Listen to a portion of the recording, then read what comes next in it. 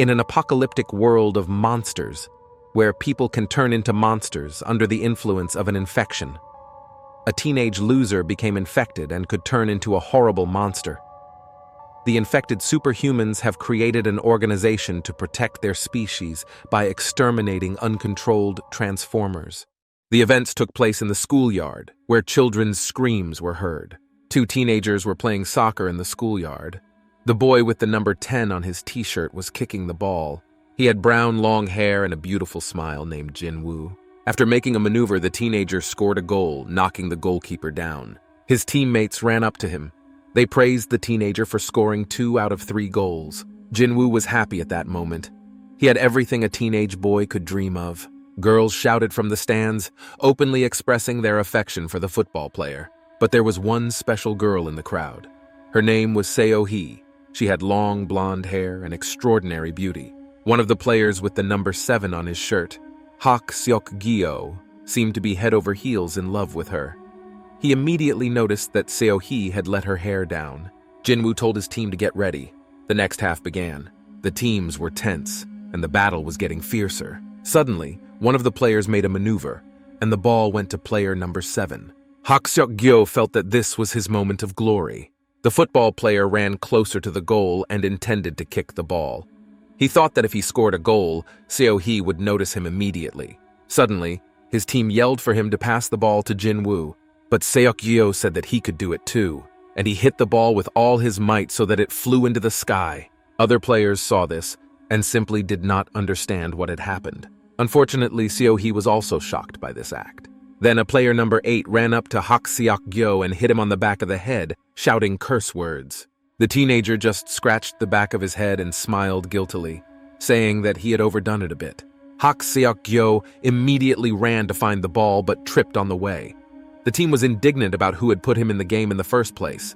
Meanwhile, the boy had already reached the end of the field and the ball flew far away. He blamed himself for the fact that he would have been better off doing manhwa, or modeling. There, he would have been a success. Suddenly, Seok-gyo saw a dog growling in front of him, looking for something in the trash. He thought that food waste only harmed stray dogs. Suddenly, the dog returned to Seok-gyo. In its mouth, it held a human leg, which was covered in blood, just like the animal's face. The teenager could not believe his eyes that he really saw it. The dog did not look like a dog at all. It had bright yellow eyes and a rather human face. Suddenly, someone put his hand on Hak Seok's shoulder from behind. The guy was scared and screamed. He fell to the floor. One of the team members was standing in front of him, not understanding why Seok-gyo was screaming so much. The guy started muttering something incomprehensible under his breath, and eventually said that there was a strange dog in the dumpster. The football player looked at the trash, but there was nothing there, just a pool of blood. Hak Seok argued that the dog man had just been here, but his friend didn't believe him. He just said that the guy should stop fantasizing and get back on the field as soon as possible. Hak Seok-gyo did not know that the very next day he would cease to be human. The events moved to a bustling city, namely to a pizzeria. A breathless Hak Seok-gyo came running into the restaurant, saying that he had been choosing a gift for a long time and hoped he was not too late. An hour earlier, a boy came into the classroom and said that Jinwoo had invited everyone to Seo-hit's birthday party and ordered everyone to be at the pizzeria in the evening. Hak Seok-gyo was holding a watch with a cute cat on it. He smiled as he looked at his gift and hoped his friend would like it. Meanwhile, the birthday girl was already opening her gifts and holding an incredibly beautiful pendant. But it seems that Seo-hee was not very happy with such an expensive gift from Jinwoo. Her face looked very upset. Suddenly, the girl put the gift back and gave it to the boy, saying that she could not accept his gift. Meanwhile, everyone sat down at the table and ate pizza. Seo-hee said that she should have paid for the food herself. But Jinwoo said it was nothing and asked if he had upset the girl. She replied in the negative. Meanwhile, Hak Seok-gyo was hiding behind a tall flower pot and listening in on the conversation. He was very nervous and thought that everyone would make fun of him for the gift. Suddenly, Seo-hee spotted her friend hiding. Seok-gyo screamed in fright. The guy came out of his hiding place and greeted the girl, saying that he was passing by. But he didn't have time to speak. A tall guy who came up behind Hak Seok-gyo snatched the gift and started laughing at him. Hak Seok became nervous and tried to snatch the gift from the ignorant man's hands, saying that it wasn't a gift, which he immediately regretted. Meanwhile, The girls sitting at the table were watching. The girl with the black hair laughed at Seok-gyo's gift and said it was terrible. Meanwhile, Seo-hee was nice and told the boys to give her a gift. The tall guy didn't understand why she was behaving like that, and the girl said it was her gift. The teenager eventually gave the watch to the birthday girl. So he opened the gift and a sincere smile appeared on her face. The girl immediately put on her gift and said that she also liked Doraemon. She thanked me for the watch and said she would always wear it. Seok-gyo's heart beat frantically and his face broke into a smile. Meanwhile, it was already dark and the events moved to residential buildings. His mother scolded Hak Seok-gyo for watching TV for too long because he was going on a trip with his class and had to pack. But his mother's words were the law. So the teenager went to his room to pack for the excursion and simultaneously resented his life. Seok-gyo opened the cabinet in his desk where the knife was lying. He picked it up and thought to himself that he was a real man with this folding knife. Seok-gyo began to dream about how he rescued So-hee, who was tangled in a rope. He looked very brave and pumped up.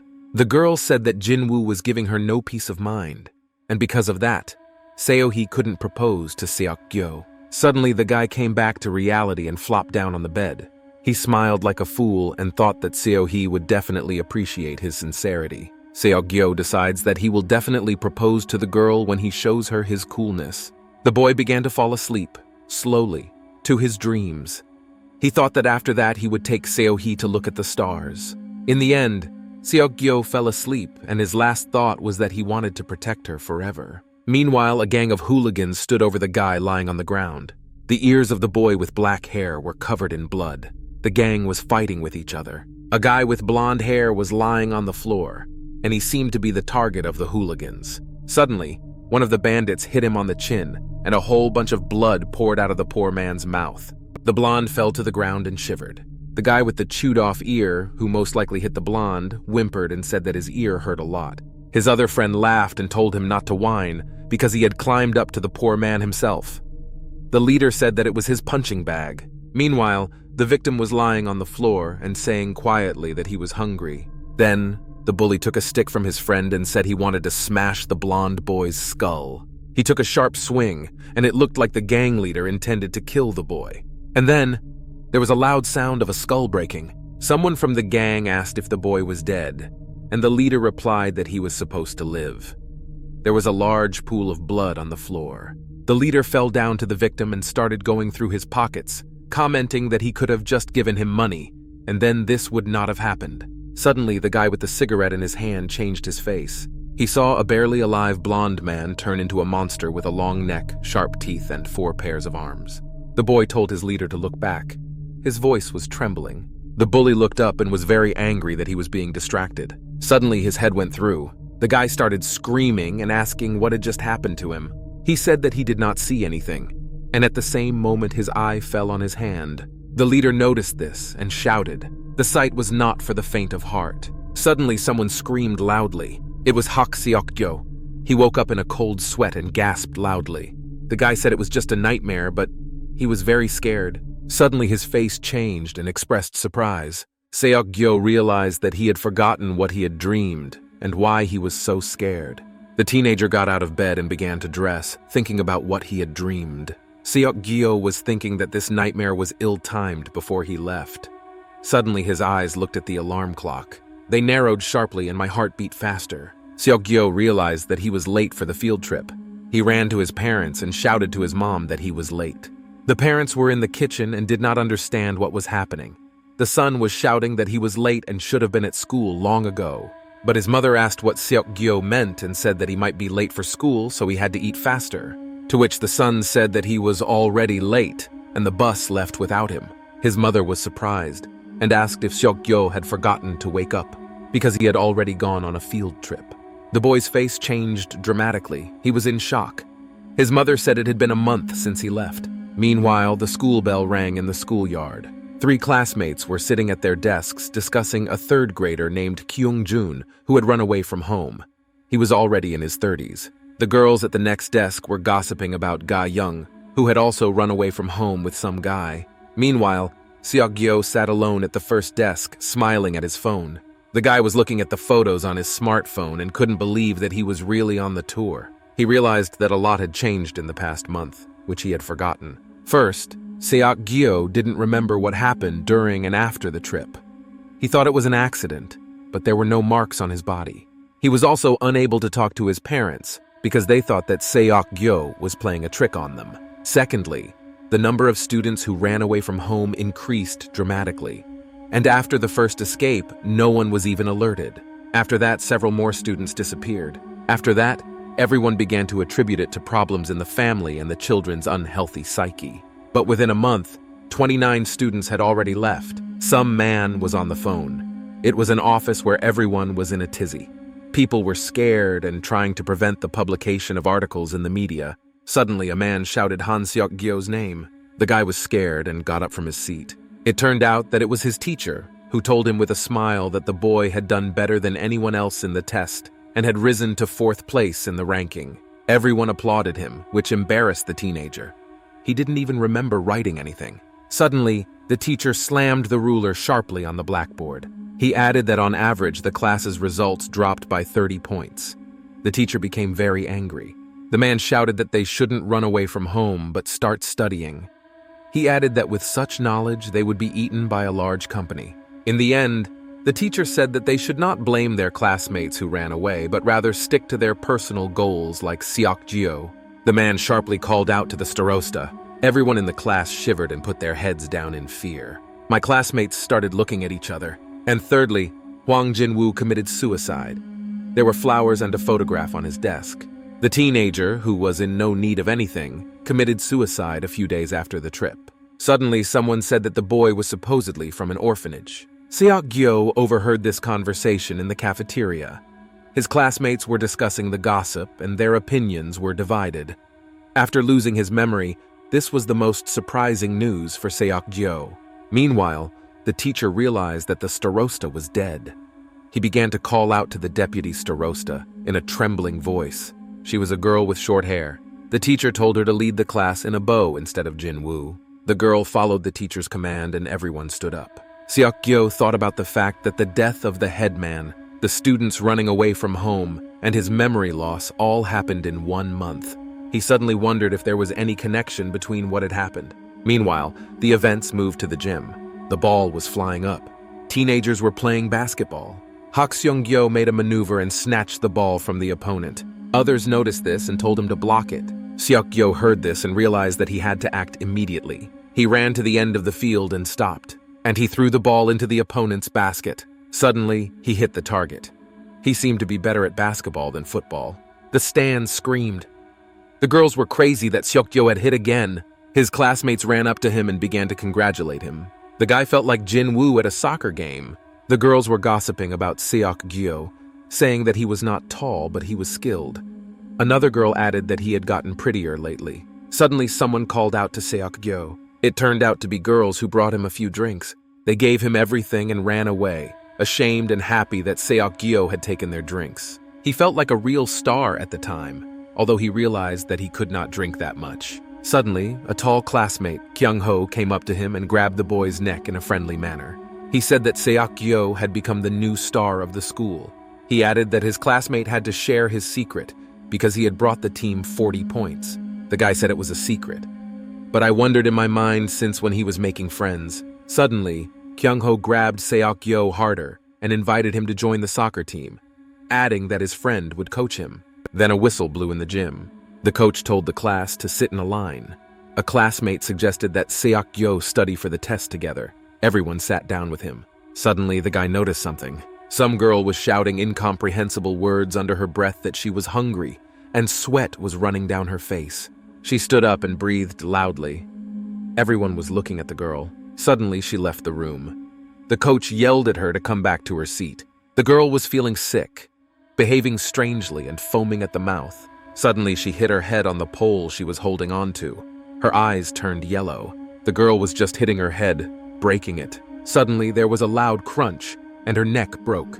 A coach quickly ran up to the girl and grabbed her. Then, other boys came running up and held their classmate to stop mutilating herself. They laid her on the ground. The girl's face was covered in blood, as was her head. No one knew what to do next. The coach commanded everyone to leave the gym and stop staring at their classmate. The man took off his jacket and covered the girl's body with it like a corpse. He shouted for the duty officer to call 119. One of his classmates turned his head to Seok-gyo and said that he was on duty. Meanwhile, the guy was sitting on the floor holding his hand. It was throbbing. Seok-gyo felt a strong and sharp pain in his arm, as if it was about to burst. Suddenly, a classmate screamed loudly. Her friend asked what happened to her, and she was shaking. It turned out that the classmate who had been banging her head against the pillar had gotten up and was bleeding. Everyone else looked at the girl and was shocked. Seok-gyo even took his eyes off his arm and forgot about the pain for a while. We could hear terrible sounds coming from under the girl's sweater. Suddenly, my classmate started laughing like crazy and running away. She bent down on one of her classmates. The sound of tearing skin came from her broken neck. Suddenly, a mouth appeared, and a huge, disgusting tongue came out. He attacked a classmate and bit off his arm. Other teenagers just stood in silence in a stupor and watched their classmate being eaten. Blood was splattered all over the gym. None of the children or teachers even moved because everything looked so unreal. One of his classmates asked his friend if it was a prank and where the hidden camera was. The friend next to him believed his words. Suddenly, a monster's tongue entered the head of the same classmate, cutting through his head. Then the teenagers started running away because they realized that they would all be killed. Panic broke out and everyone ran to the emergency exit. A traffic jam formed near the door. Everyone was pushing and shouting because the door was closed. The lesson turned into a battle. The door lock was indeed chained, as if someone had done it on purpose. The teenagers begged for rescue. The teacher was hearing screams from upstairs because the window to the classroom was open. He asked the students which class had a lesson in the gym. They said they were in the first grade and asked him to close the window because of the noise. Meanwhile, there was a pile of blood and corpses of children in the gym. Most of my classmates were lying dead, with their body parts eaten. But one girl was still alive and laughing nervously in fear. Seok-gyo watched and held his hand. He couldn't believe he was awake. Suddenly, a surviving classmate approached him and begged for help. In response, Seok-gyo yelled at Si-young to come back. The girl trembled and asked again, even though she realized what was about to happen. Tears were streaming from her eyes. Suddenly, she was cut in half by the tongue of a classmate's monster. Si-young didn't even have time to react in time, and half of her body just started falling to the floor. She was cut like a fruit with a katana. Seok-gyo was watching. Suddenly, the monster pointed its tongue sword at him. The guy realized what was about to happen. His eyes widened sharply, but he managed to dodge it. The monster's tongue almost touched his neck. Fortunately, the tongue got stuck in the floor, breaking it. Seok-gyo realized that he had to run away quickly. He had never felt so much danger before. The guy was about to reach the door. It was open. Seok-gyo was halfway to his goal. He kicked in the door and flew out of the gym. Suddenly, the guy abruptly crashed into a closet that was near the wall. Seok-gyo started to get up, holding his head, which he had hit hard. Suddenly, he saw the monster approaching him. The boy mentally calmed himself down and ran around the room, looking for something to defend himself against the monster. Meanwhile, he was getting closer and closer. A sword-like tongue was already coming out of his mouth, about to attack Seok-gyo. Suddenly, the door of the room closed and the handles were propped up with a bat. Unfortunately, this did not help the young man much, and a monster began to crawl out through the door. Seok-gyo had to think of something quickly because the monster was about to get him. Suddenly, the teenager saw a window. Unfortunately, it was closed, so he had nowhere else to go. Seok-gyo slammed himself against the wall and thought that things just couldn't get any worse. The young man sank to the floor and hit his head, wondering if he would make it out alive. Suddenly, Seok-gyo noticed something in front of him. Meanwhile, the monster managed to break through the door and flew into the room. Its head popped out and looked around the room for a victim. Suddenly, the monster's hand stepped on something wet. The entire floor was covered in some kind of liquid, and the monster was in a stupor. Meanwhile, the characteristic sound of a match being lit was heard. After that, there was a sound of falling, and Seok-gyo threw the match into the liquid. Suddenly, the monster caught fire and screamed. Meanwhile, Seok-gyo hid between the shelves and watched his plan work. Suddenly, the monster's eyes widened sharply, as if it had noticed something. His tongue lashed out at Seok-gyo, even though the monster was on fire. There was a stick on the floor, which the beast tripped over. The monster began to fall to the ground, burning in parallel. His body fell on a basket and was pierced with sticks. The monster still screamed and tried to eat Seok-gyo with its tongue. His organ was flying very fast, and it seems that this monster was not easy to defeat. He was about to reach Seok-gyo. Suddenly, the monster's tongue fell to the floor along with its body. The guy was shivering and dripping with cold sweat. It looked like the monster was dead. His trap had worked well. Meanwhile, my classmate Seok-gyo walked across the room. He was happy to see Cho-eun. A smile appeared on his face. Suddenly, something abruptly attacked Seok-gyo. Before he could react, a piece of his body was eaten by the monster's head. Seok-gyo looked at his classmate, his face shocked. In front of him stood Cho-eun, whose hand was a monster's mouth. He was screaming that he was hungry. He sharply attacked Seok-gyo and asked that his friend give him his intestines and eyes. Suddenly, a black and furry hand grabbed Jo-eun's neck.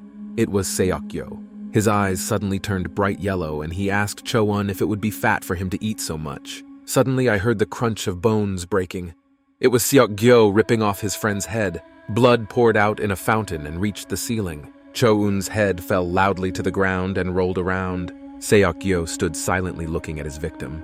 The guy commented that he was hungry and wanted to eat. And then he turned his head to his friend's body and said that he didn't mind eating the meat. He turned and looked at Cho-eun's head. Strange eating sounds were heard from the closet where Seok-gyo was hiding. Meanwhile, someone was walking along the balcony of the gymnasium and looking at the horrors that had happened here.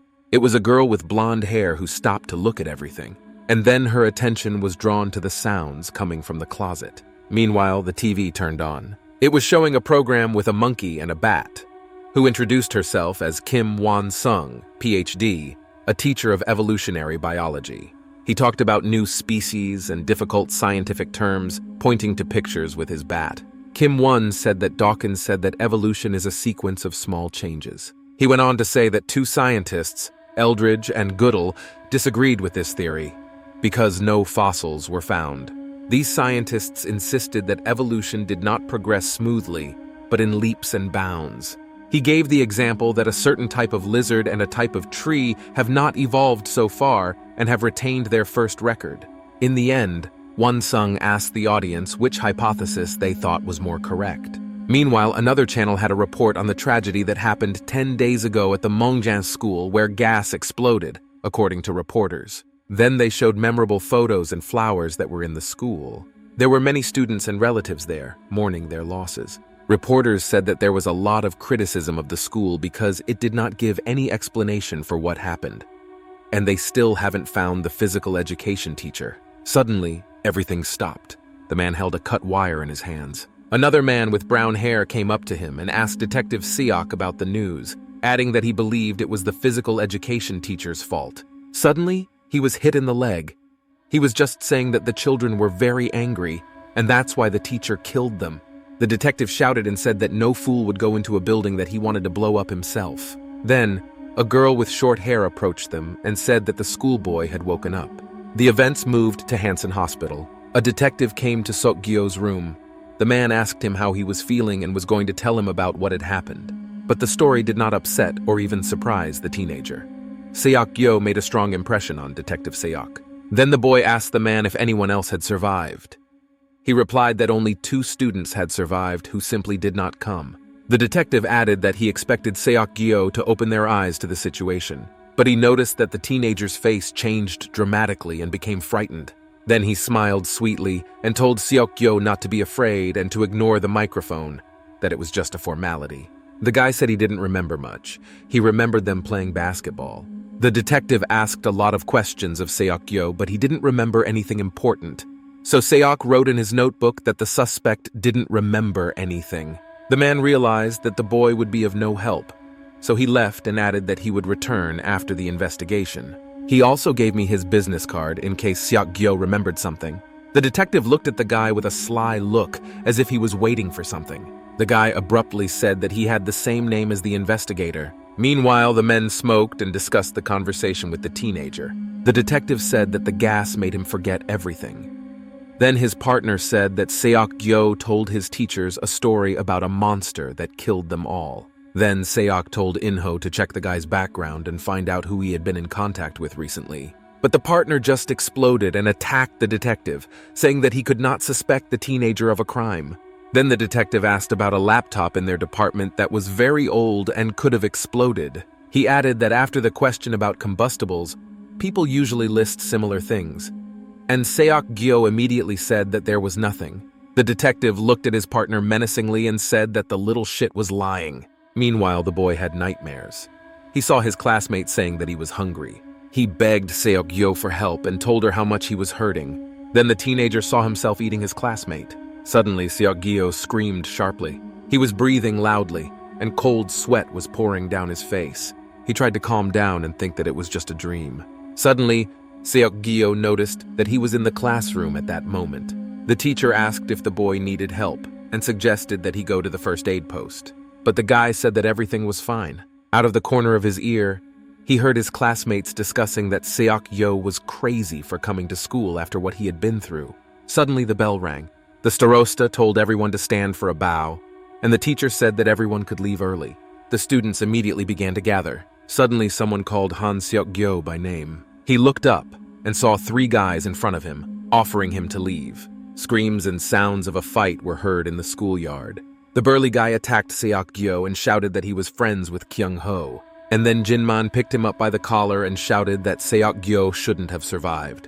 The teenager's face was all battered, but he said he didn't remember anything. At the time, Yoon Jun-sung's boyfriend was smoking and told the bully to finish with the poor man, because he was already feeling bad.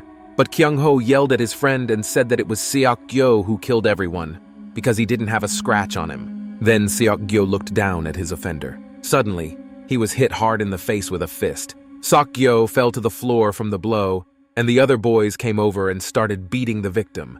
Kyung-ho shouted that they shouldn't have looked at him like that. Seok-gyo was shaking, and there was not a living spot on him. Suddenly, the teenager's teeth turned into clicks. Meanwhile, Kyung-ho called Seok-gyo names and said that he would regret being alive. Then the guy just turned around and ordered the others to leave. Seok-gyo was almost lying on the floor shaking. Meanwhile, the school was empty. Everyone had gone home. The teenager opened the door and screamed because his arm hurt. He was holding his arm and thinking that he had to go to the hospital again because his arm was completely swollen. Seok-gyo looked at her and thought about why something strange was always happening to him. He hardly cried because he had been through so much. Suddenly, Seo-hee called the guy and asked what happened to him. Seok-gyo didn't expect to see her. The girl approached her friend abruptly and reached for his face, asking where he had bruises. But the guy reacted very sharply and pulled the girl's hand away. Seo-hee was not expecting this, and neither was Seok-gyo, so he apologized. He started muttering under his breath and apologizing. Then, So-hee also started muttering about how she shouldn't have done that. They both stood there and were very embarrassed. Then Seo-hee started to say something to Seok-gyo, her face reddening. Then she looked at her friend and asked if he could walk her home. Seok-gyo hadn't expected such a development, so he was surprised, but he immediately agreed to it. He opened his locker and thought about why Seo-hee had to go with someone like him. The guy abruptly slammed the door, and the girl asked him if something was wrong with him. He looked scared. Seok-gyo lied that there was a spider, so he got scared, and then asked if Seo-hee shouldn't have taken the bag. The girl left and said she would be back soon. Seok-gyo waved politely to his friend, but was very glad to see her go. His face changed dramatically when Seo-hee left his sight. The boy slowly opened the door of his locker. Inside it was the head of a physical education teacher. Seok-gyo was trembling and did not understand anything. Meanwhile, Seo-hee picked up a wristwatch that a friend had given her. The girl put it on herself. She looked at her hand and admired the jewelry. Seo-hee walked into the classroom and told Seok-gyo that he was probably waiting for her. But the girl never received an answer. She looked around the office and realized that Seok-gyo was not there. The girl was upset and said that it looked like the boy had gone home without her, and she wanted to tell him something. Meanwhile, the subway car was racing. In it was Seok-gyo, who was holding onto his briefcase with both hands. He was trembling with fear and wondering if anyone had seen him. He thought that someone had put the teacher's head in his shoebox. The thought of going to the police flashed through his mind so that they wouldn't think that Seok-gyo was guilty. The boy recalled the words of Kyung-ho, who had beaten him, and said that he suspected him of killing the boy. At that time, he abruptly rejected the idea of going to the police, because then he would definitely be considered guilty. Suddenly, my grandmother, who was sitting downstairs, asked Seok-gyo if he was okay.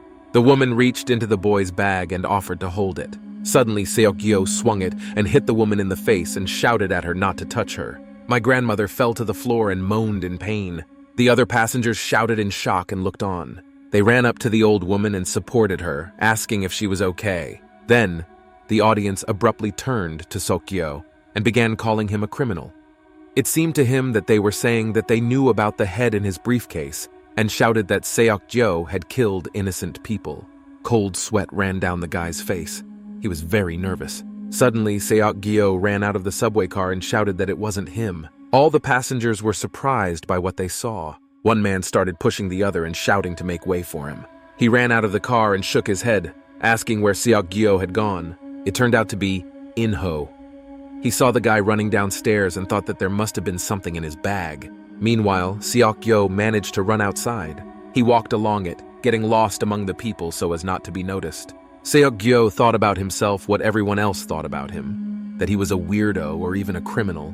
He decided that he should get rid of his head as soon as possible. Suddenly, someone put their hand on his neck. Seok-gyo was very frightened by this. Then, a stranger put a knife to his body and told him to keep quiet. It was a blonde girl who was on the balcony of the gym. She said that Seok-gyo had a tail behind him, so he had to not turn around.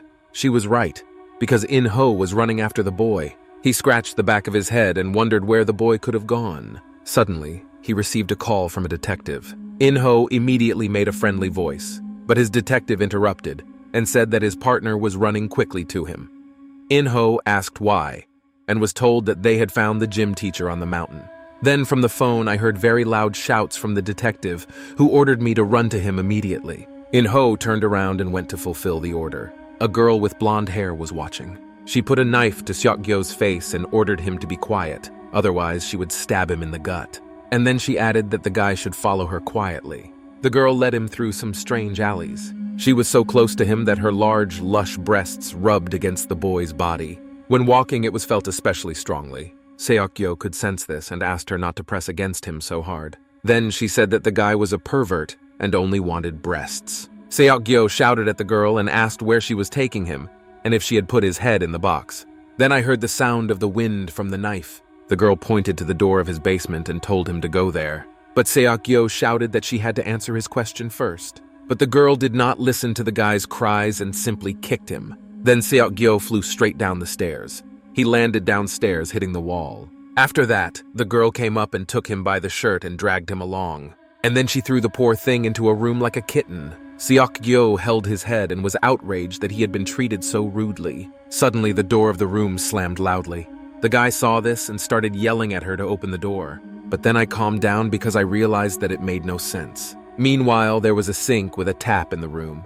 In general, the interior of the room was covered in blood and rust.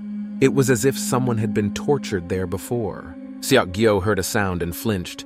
He turned toward the sound and could not believe his eyes. The guy took the hand of a corpse in his hands. Seok-gyo screamed and threw her into the wall away from him. His eyes were full of fear. Suddenly, he decided to look up. There was a monster on the ceiling, similar to the ones his classmates had turned into. Then the monster jumped to the floor. He took the boy's briefcase, and it began to scurry around, as if the monster could smell the teacher's head. The monster itself looked like a spider because it had many legs or arms. Seok-gyo immediately exploded and ran to the door. He was screaming and beating on the door for someone to help him and let him out. Suddenly, a sharp part of the monster stuck into the door. It was some kind of claw with something wet dripping from it.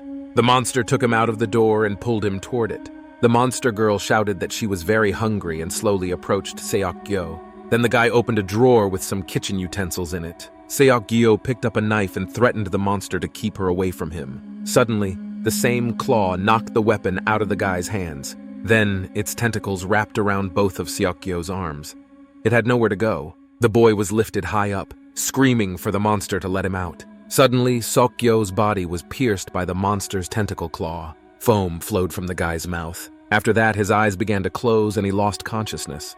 Then, Seok-gyo just fell to the ground, exhausted. The guy realized that he could not move, as if he was paralyzed. He was looking at a huge monster with another mouth at the bottom of its body. He was telling Seok-gyo to stay with him and not to run away. The guy realized that he had to get himself together and act. He saw the head of a physical education teacher in front of him. Seok-gyo realized that he could have ended up like him, so he had to come up with something. Meanwhile, tentacles were coming out of the monster's lower mouth, and Seok-gyo was about to be eaten. Suddenly, the guy's eyes turned yellow again. The furry paw grabbed the monster with its claws. Seok-gyo held onto the monster's head. His eyes were animalistic and his teeth were sharp as fangs. He was out for blood. The monster tried to get out of Seok-gyo's paw, but he failed. Common sense was still getting through to the guy's head. He looked at his hand and did not understand what was happening. Suddenly, his hairy hand simply crushed the monster's head to the floor at speed. The monster was screaming and begging to stop. Meanwhile, the sound of breaking bones could be heard. Blood was splattered all over the room. The monster was very big, so it left a lot of traces behind. Meanwhile, the old monitor showed the moment of the monster's death. A guy was sitting at the table, and next to him was the same blonde girl.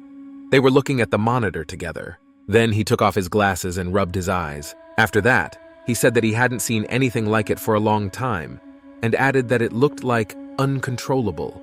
The girl commented that Seok-gyo had no control over himself and transformed whenever he wanted, so she suggested killing him right away, to which the boy replied that Seok-gyo was very strong because he had dealt with an uncontrollable person who had previously killed 2 of his kind. He decided that when the young man returned to his normal form, they would decide. The girl was not pleased, but kept silent. Then the guy said it was time to go and asked her to come with him. Meanwhile, Seok-gyo looked at his hands, which were covered in blood, and the other was even shaggy. He could not believe what he was seeing and thought he was hallucinating. Then the guy looked away. He saw broken glass and blood on the floor. Suddenly, the guy watching through the monitor told Seok-gyo that if he wanted to cut off his arm, it would be very painful and offered a bet. After these words, Seok-gyo attacked the stranger with threats and broken glass. Then, the guy turned to a girl named Jong-hye and asked her if she had brought Seok-gyo here by threatening her with a knife. He said that he had asked her not to do that. After that, some bars fell to the floor. The guy commented that it was a special invention. High-calorie chocolate bars. Seok-gyo still didn't trust these people. Then the guy explained that chocolate is very tasty, although it does not satisfy hunger, but it is just right for a snack. But he didn't finish, because Seok-gyo interrupted him and ordered him to shut up. He became angry and attacked the kidnappers, asking them what they had done to his arm. The guy approached him, but Seok-gyo threatened him with a knife again and ordered him not to come closer. Suddenly, the kidnapper simply opened one of the chocolate bars. Then, with a smile, he handed it to Seok-gyo. He added that they did not do anything to his arm, because the teenager had changed himself. Seok-gyo listened to this and looked at his food. He was shaking. Suddenly, a candy bar was snatched from his hands by lightning. The teenager began to eat it very quickly. He was really hungry. When I finished, I looked at the pile of other bars. He pounced on them and began to consume them right in the wrapper. The kidnapper looked at this and smiled. After that, he began to explain that they were people who had been reborn into a new super species. The guy started telling a story. It was a group on the beach where they were photographed near a cave. The 3 girls were laughing loudly and talking to each other. They were drinking water, and one of them commented that it was incredible and had bubbles. She advised Mother Yeon to drink it. It turned out that this particular woman had her first symptoms 10 years ago. After a while, she grabbed her stomach, which was making sounds of poisoning. Some guy noticed this and asked if my mother was poisoned. But in fact, the woman's stomach was hurting because of the mineral water she had drunk from the cave. A few hours later, in the barn, the woman felt sick again. Yo-Yo was vomiting blood. It didn't look like poisoning. Her mouth and hands were covered in blood. The woman started crying because she thought she was sick with something and thought she was dying. Then she decided to go inside the barn so that others wouldn't see her. Suddenly, she saw something. There were many piglets in front of her, grunting loudly. And on Sunday, Yo-Yeon was no longer human. Terrible sounds and screams were coming from the barn. There was a woman inside, covered in blood. The room was also covered in blood, and there were many dead pigs lying around. Yo-Young's face looked terrible, like she was a lunatic who had escaped from a mental institution. But her transformation did not end there. She started writing and reading in English, even though she had never been taught the language. She also worked effortlessly at a computer she had never seen in her life. But the most surprising thing was that she learned to drive a tractor. On one of her tractor rides, a young man in a car started mocking her and calling her a hillbilly. But Yo-Yo didn't pay any attention to it. The boy continued to mock her. The last straw was the phrase about the woman amusing the young men with her accent. After that, there was such a loud sound that the crows fled from the forest. The rich guy's car crashed. Yo-Yeon could change her body at will, both in size and density. But after returning to the human register, something terrible happened. The woman was experiencing a brutal and uncontrollable hunger. She realized that she had to learn more about herself and to find people like her. She started a club. That's how their organization was founded. The kidnapper finished his story. After that, Seok-gyo asked if he was supposed to believe this nonsense, and he advised them to read less manga. Then Jong-ye asked if Seok-gyo wanted proof and pulled out a knife. The guy asked how it was possible that a person could start transforming into another species just like that. Then the other kidnapper replied that they were all infected with something similar to a virus. He explained that the virus entered the body through water, namely through sewage and mineral water, and completely changes the human gene. But it was also known that not all people who drank water from the same source were infected. The organization was still trying to figure out why this was happening. He also added that there were people who were affected differently by the virus and just kept mutating continuously. They called them uncontrollable or defective. He added that the creatures that Seok-gyo killed in the hall were just that. Suddenly, the teenager screamed that he hadn't killed anyone and that he didn't remember anything. In response, the kidnapper told him that Seok-gyo didn't remember anything because he had good judgment. He added that the teenager also looked partially defective. After all, severe hunger was the only thing they felt after losing their minds, and the lack of food needed for the mutation led to death. He added that ordinary people catch the changes in all their glory, so to protect the species, witnesses must be removed, and that's why Jong Haye wanted to kill Seok-gyo before he was reborn. Then he said that he decided to give the teenager a chance because they were short of manpower. He then asked if Seok-gyo would join their organization. Meanwhile, the teenager was already at home. He was met by an angry mother and a father who tried to calm her down. Suddenly, the woman started crying and shouting about why her son was not picking up the phone. She was very worried about him. And then she switched to the side of Seok-gyo and asked what happened to him and if anyone had beaten him up. The guy denied everything, but the marks on his body said otherwise. The mother reached for Seok-gyo's hand and began to say that she was going to school. Suddenly, the boy waved his hand away, hitting his mother. Her father caught her and started yelling at his son to apologize to her. But Seok-gyo was just muttering to himself. After that, he just ran into his room and slammed the door loudly, shouting that it was their own fault for getting in. His parents would not let it go. So they knocked on the door and demanded that he come out immediately and talk about his behavior. Meanwhile, the boy was shaking violently. He thought about the offer to join the monster organization. These thoughts made him very nervous. Seok-gyo recalled the words of the kidnapper, who said that the teenager's life among normal people was ordered to him. After all, the boy would be constantly hungry. He added that if Seok-gyo did any harm, they would get rid of him. Meanwhile, the parents were still breaking into the teenager's room. Suddenly, Seok-gyo began to transform. His arm grew fur and his eyes turned yellow. He was shaking and thinking that he had become a monster. Seok-gyo was sitting on the bed, covered with a blanket. Suddenly, he received a notification on his phone. He looked at it and decided to revise it. It turned out that So-hee wrote to him and asked how he was feeling. After that, she asked Seok-gyo to meet her. The guy thought it was very strange that So-hee suddenly started imposing her communication on him. A new day has come. So-hee and Seok-gyo met up after all. She asked him if he was okay, because he had been away from school for a week and she was worried. Seok-gyo said that he was feeling better and asked why So-hee had called him. He replied that she wanted to cheer him on at the movies because of the fight. Seok-gyo was very excited to hear about the movie and asked what movie they were going to see. It turned out that they went to see a movie about Doraemon, the character on So-hee's watch. It seemed that Seok-gyo was not very happy when he saw this, but the girl looked happy and said she was very glad she had managed to buy tickets because it was the last day of the show. Seok-gyo then asked if So-hee really had a huge crush on Doraemon, but the girl didn't hear him, and the guy decided not to repeat it. There were a lot of people. Everyone wanted to see the movie. The teenagers were waiting for the movie, and So-hee started talking about how it was the first time they had ever been to the movies together. After that, there was a shy silence. Seok-gyo suddenly jumped up and said he was going to get food, and So-hee said she wanted to go with him. But the guy refused and ran away very abruptly, saying that he would do everything himself because So-hee had bought the tickets. The girl again did not understand anything. Meanwhile, the guy had already bought everything. Seok-gyo was very worried because he didn't understand what he was doing here with a girl like So-hee. He realized that she was definitely not connected to the organization. When Seok-gyo was walking back, he noticed that a large group of guys had gathered around So-hee. They would hit on her and offer her all kinds of indecent things, The girl was scared and asked the boys to leave her alone, but one of the guys grabbed So-hee's shoulder as she was trying to run away from them and started saying something, but he was interrupted, after which a loud sound occurred.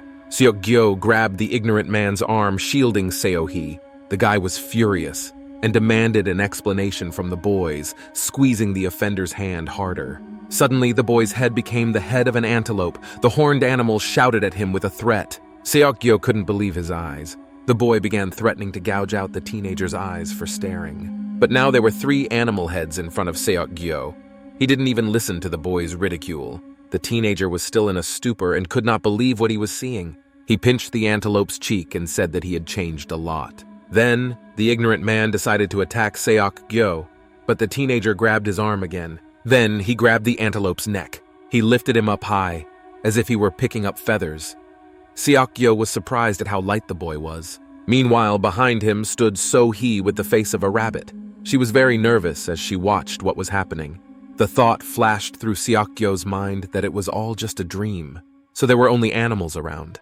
He was still holding the antelope by the throat, even though it said it had no room to breathe. But Seok-gyo didn't stop. His eyes suddenly turned yellow and his heart beat faster, adrenaline pumping through his blood. Suddenly, the teenager realized what was happening. Then he abruptly let go of the guy, and he fell to the ground. Now everyone looked normal. His gang ran up to him to support him. Other visitors watched, and they were now very afraid of Seok-gyo. So-hee didn't know what to say, so she just said the boy's name. Seok-gyo started muttering nervously to himself. After that, he abruptly ran away with So-hee shouting after him. The events moved to a park by the river. Seok-gyo was sitting on a bench, and next to him was a large pile of food, or rather what was left of it. The teenager was very nervous because he felt like a real monster because he almost killed that guy without any doubt. He suddenly remembered the expression on his captor's face, and his words about harming others. Seok-gyo realized then that he could not stay here any longer. He was shaking and sweating. Meanwhile, a dog was tied up and floating on the water, crying loudly.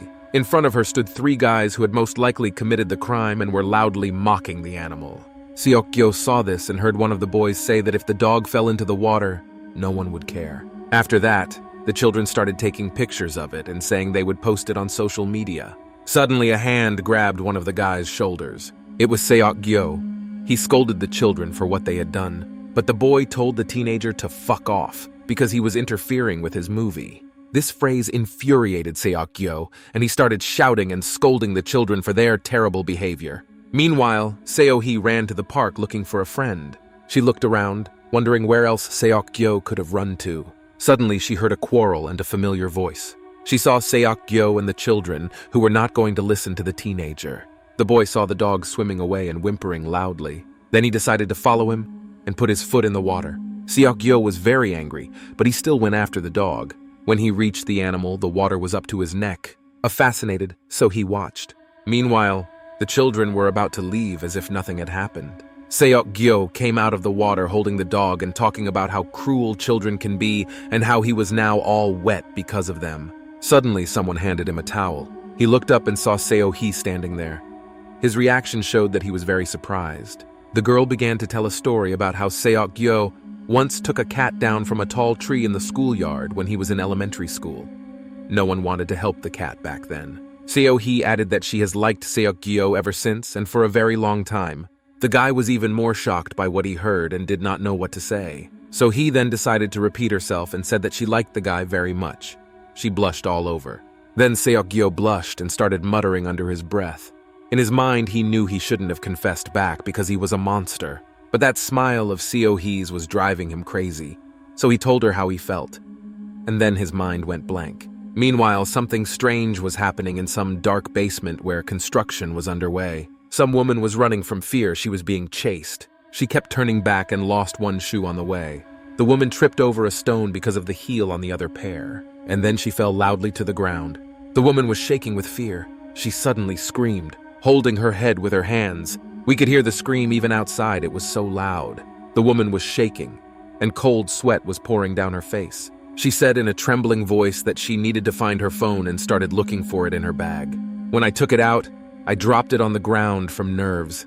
She was trembling and trying to calm herself down. She turned on her mobile device, and it started slowly. Finally, the phone screen lit up, but through the light of her cell phone, the woman saw the head of a monster in front of her, who wanted her dead. In the morning, a large crowd of police officers, rescuers, and ordinary passers-by gathered near the scene.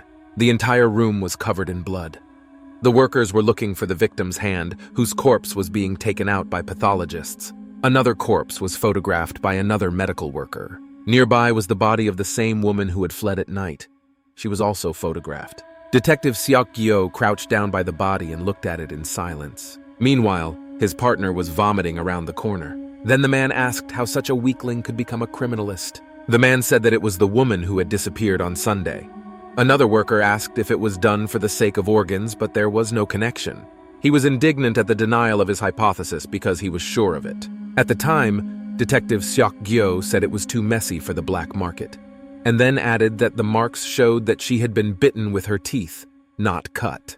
He added that this was the third case in a year, and it was necessary to inform the media about it. Another man with a cigarette was indignant and asked why the detective was getting out. He made a pull and said that they would not publicize anything for now and would just pretend that the bodies were scattered separately. The man added that because of public dissatisfaction, their superiors would reprimand them. And then he said that the detective had been harassed because he talked too much in Seoul, so he advised Seok-gyo to keep quiet. After that, the man started shouting at the other boy to forget what home was until they found the culprit. And when the employee left, the man said that they were all fools because it was impossible to find him. Meanwhile, the detective stepped back and noticed something. He thought that the first body was found in the neighborhood, and now the murders were getting closer. The criminal gained courage. The events moved to Seok-gyo's apartment.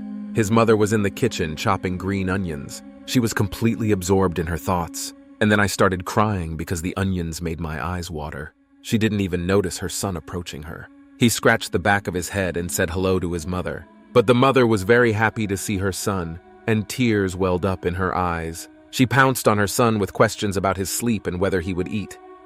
A few minutes later, the whole family was eating breakfast together. His mother pulled out the egg roll that Seok-gyo loved so much. The boy felt embarrassed after that. His mother noticed and commented that her son was surprisingly serious. Meanwhile, a dog came to them with a stitch mark on his hip. The mother greeted him and said that the dog was hungry too, and Seok-gyo seemed surprised to see the animal.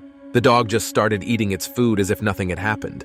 The mother commented that she was very surprised when Seok-gyo brought the dog home, but she recalled how, as a child, the boy always brought home animals he rescued and felt very sorry for them. Seok-gyo justified himself by not bringing the dog back for good. When he found the owner, he promised to return the dog immediately. The mother laughed merrily, her voice so warm and gentle. She said their son hadn't changed at all, especially when it came to animals. Seok-gyo did not expect to hear this from his mother's. He felt embarrassed because he thought he was a monster. His mother's words had a positive effect on him, and he decided that he had not changed and was just sick. Seok-gyo promised himself that he would get better and become normal. His life would go back to the way it was before. Meanwhile, the school bell rang. Seok-gyo walked down the school corridor and looked at his phone. The guy corresponded with So-hee. He offered to walk her home after school, and she agreed. Seok-gyo smiled like a fool. He was so happy at that moment. After that, he opened the door to enter the classroom. All the students were staring at the boy. The classroom immediately became loud as everyone whispered and discussed Seok-gyo's return. One of the boys standing by the teenager's desk asked if he was really in the hospital with post-traumatic stress. The boys said they were happy for Seok-gyo, that he was getting better, and expressed their support for everything he had been through. Those were the bullies who had beaten him up.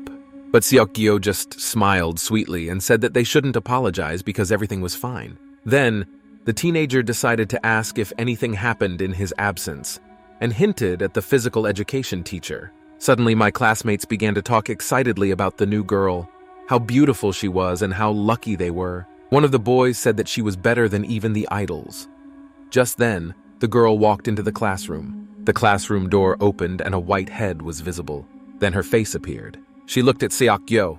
It turned out to be the same girl who had kidnapped the teenager. The guy was furious. He couldn't believe that Jong-hee had transferred to their class. The events moved to the school roof. Seok-gyo was dragging Jong-hee along, furious. After that, he chained the girl to the wall so that she could not move her arms. Seok-gyo started yelling at the girl for coming here and not even giving him time to think. Suddenly, Zhang Hie's face changed and she asked why the boy thought she was here for him. Then Seok-gyo shouted and asked why the girl was here. Zhang Hie's face turned sly, and she replied that she wanted to study with him in the same class and that there was a defective person in the school. After that, Seok-gyo's face also changed and became scared, and he asked if there was really another monster in the school. Meanwhile, the events moved to the noisy street. There was a building there called the Association for Environmental Research. The teenagers came there and stood in front of the office. Zhang Hie asked Seok-gyo if he had thought it through and added that they would only let him go if he was dead. The guy was silent for a while. It was clear that he was worried. Then, Seok-gyo replied that there was nothing to worry about and that he was ready, and then opened the door to his office. Inside, there was a large room with enough people just going about their business. Seok-gyo looked around. Some were talking to doctors, others were just working. Others filled out documents and registered. Jong-hee noticed Seok-gyo's strange state and asked him why he stopped and ordered him to go check in. At the reception desk, they asked him if it was his first time here and told him what information to enter. After that, Seok-gyo had to go to the support center. The room looked like a school. There were desks, a large blackboard, and someone was telling something. The man stood up and introduced himself as Kim Philip and said he was their coordinator. He came up to the projector and started telling them that they were cannibals and joked that he would be imprisoned. It turned out that Kim Philip was talking about how to lead a normal life and not give himself away. The first rule was that hunting people was forbidden. In exchange, they would provide them with an endless supply of food to cover their needs, which would reduce the likelihood of being caught while hunting. The second rule was that transformation was allowed only in certain areas, and that mishaps had to be reported through a special program. And then Kim Philip turned around and added that if people noticed them in the process, they should be disposed of immediately. He added that it happened that superhumans accidentally killed or deliberately left someone alive. In such cases, the organization would remove both the monster and the witness. Kim Philip smiled and added that he hoped none of them would be led by emotions. The third rule was that cooperation with the media and news was prohibited, but if interaction was inevitable, the organization would take care of it.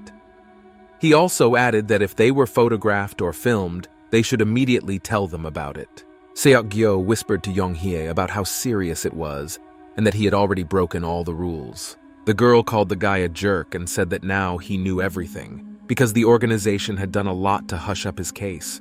And then she added that if Hyun hadn't vouched for him, Seok-gyo would have been dead long ago. After that, she commented that she didn't understand why Gu Hyun liked him so much, and then said that she hoped Seok-gyo would die soon.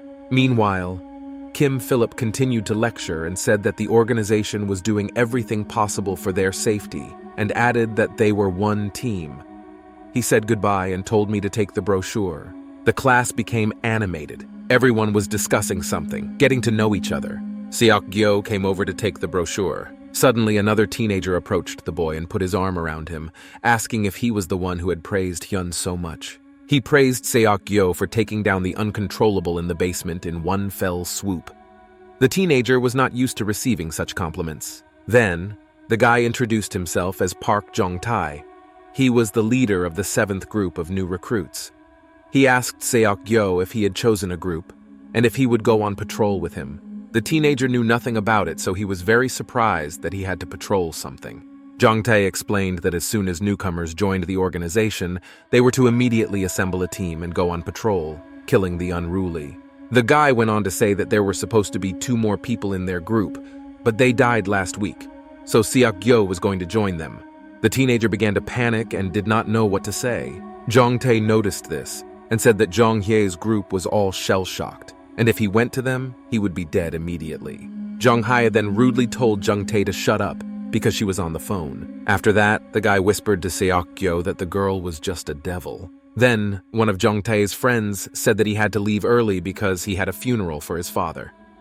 The guy was upset and said he wanted to see the new guys in the business. Meanwhile, the events moved to the store. Jong-tae ordered Seok-gyo to go upstairs, and they were to search the lower floors. In fact, the teenager was very afraid and trembling, lighting his way with the flashlight of his phone. He walked and was afraid of literally every creak. Suddenly, Seok-gyo heard strange sounds and screamed.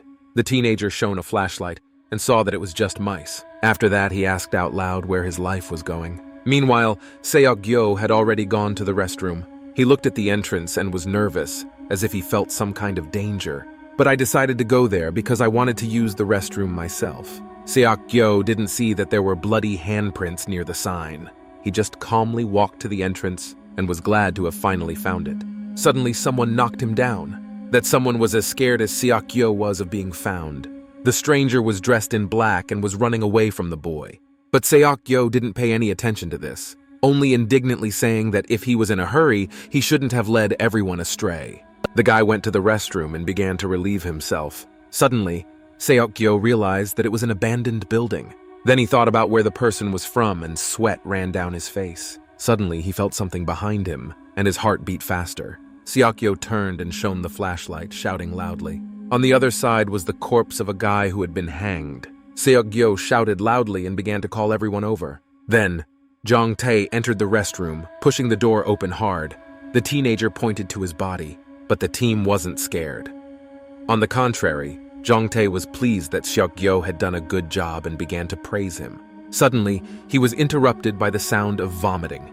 It was Seok-gyo, standing by the toilet, barely able to contain himself. The guy who went to the funeral took a blood smear and said that the handwriting was like that of a field mouse. And then, he came back to the team and said that the guy was still warm.